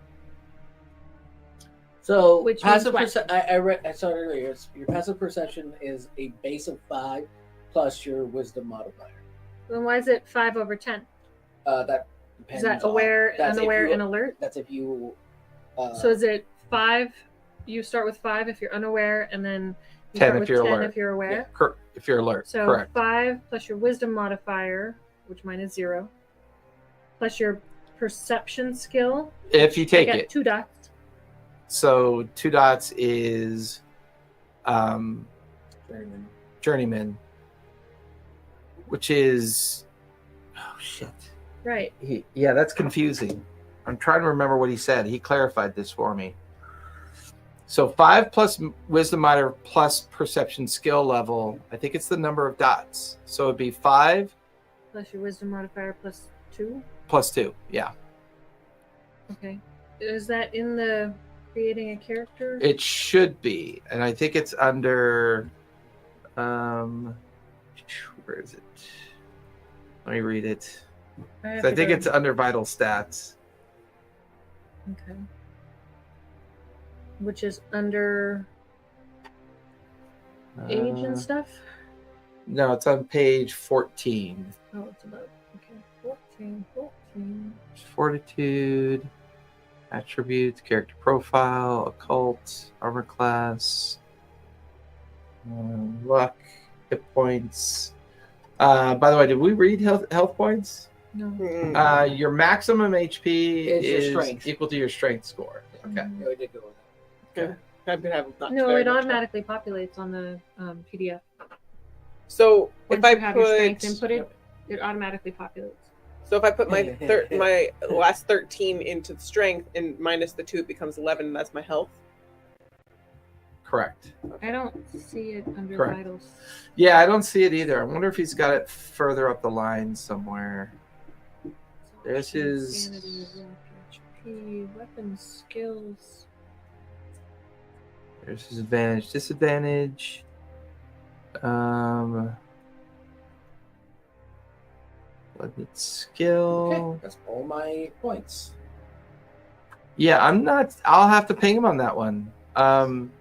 I just have to confirm that formula. But you're right. I'm not seeing in the book anything written in reference to that formula.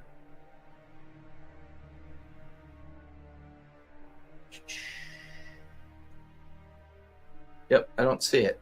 It might just be. It's just a simple formula.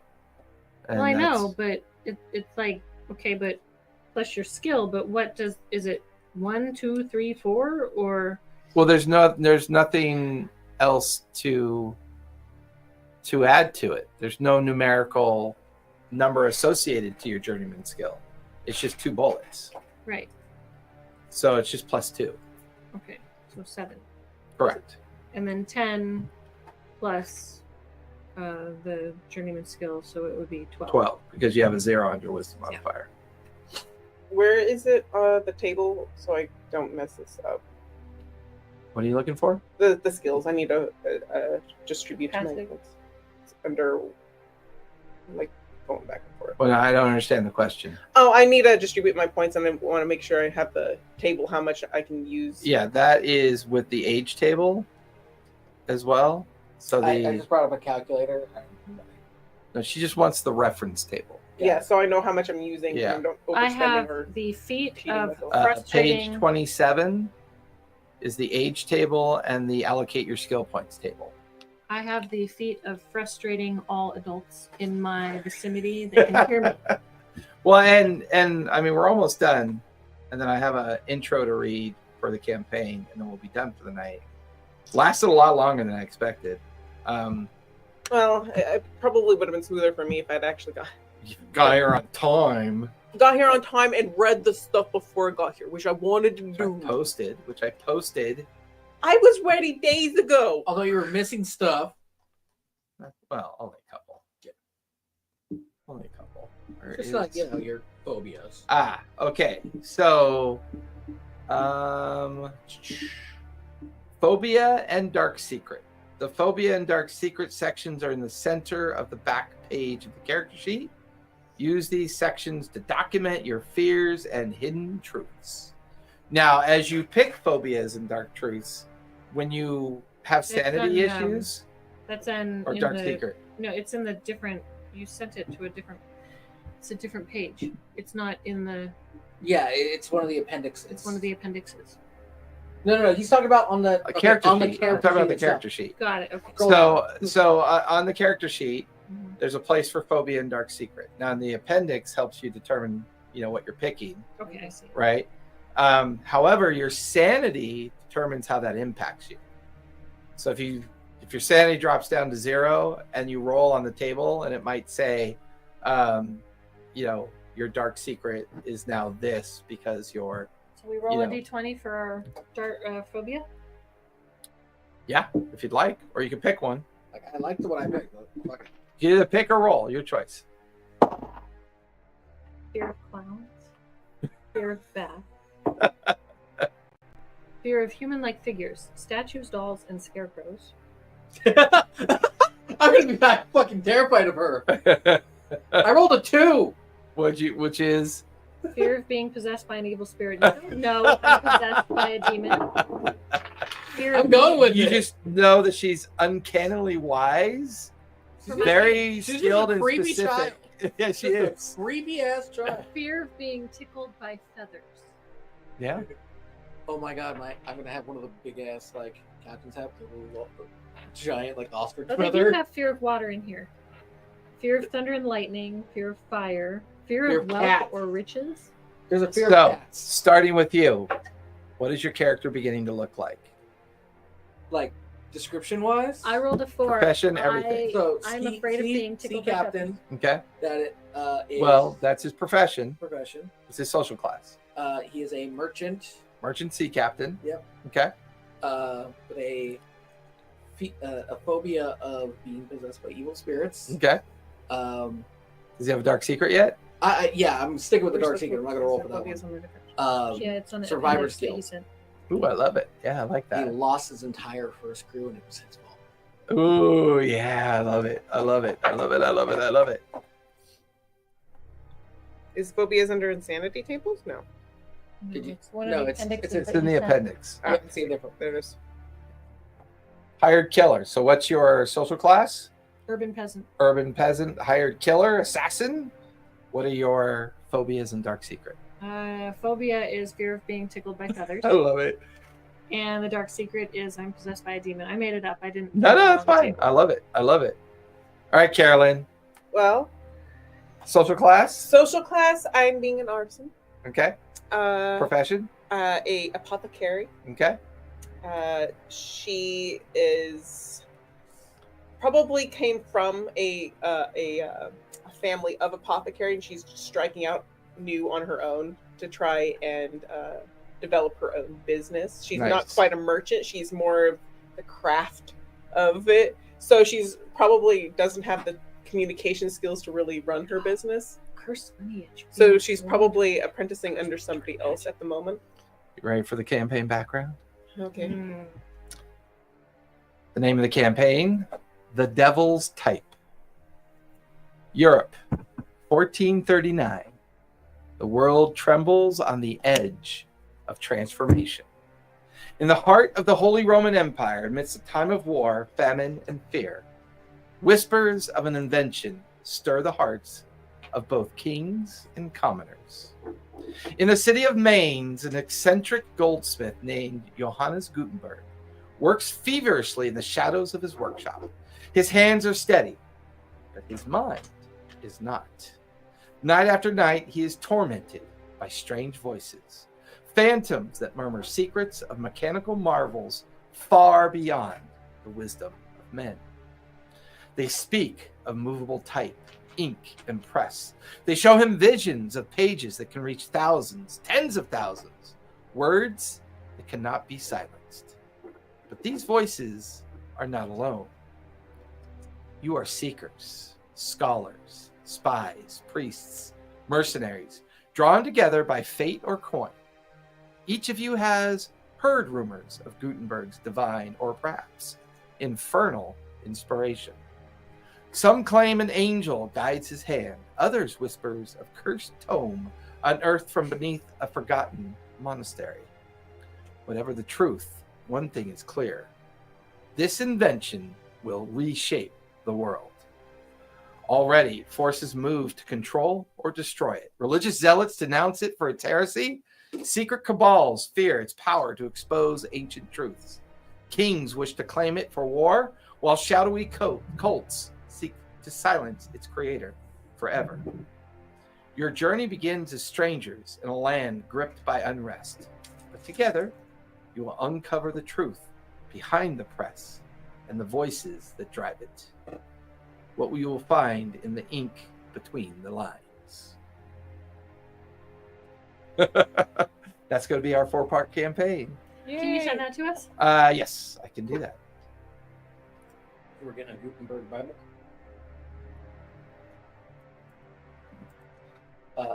Well, he invents the press before he invents the Bible there. Big shot. I don't think he invented the Bible either. He invented the Gutenberg Bible. He was the first person to put it into print. Yeah. Yeah. The only reason I remember that is the movie Day After. All right, everyone, we are wrapped up for tonight. We've got our characters. We've got our campaign.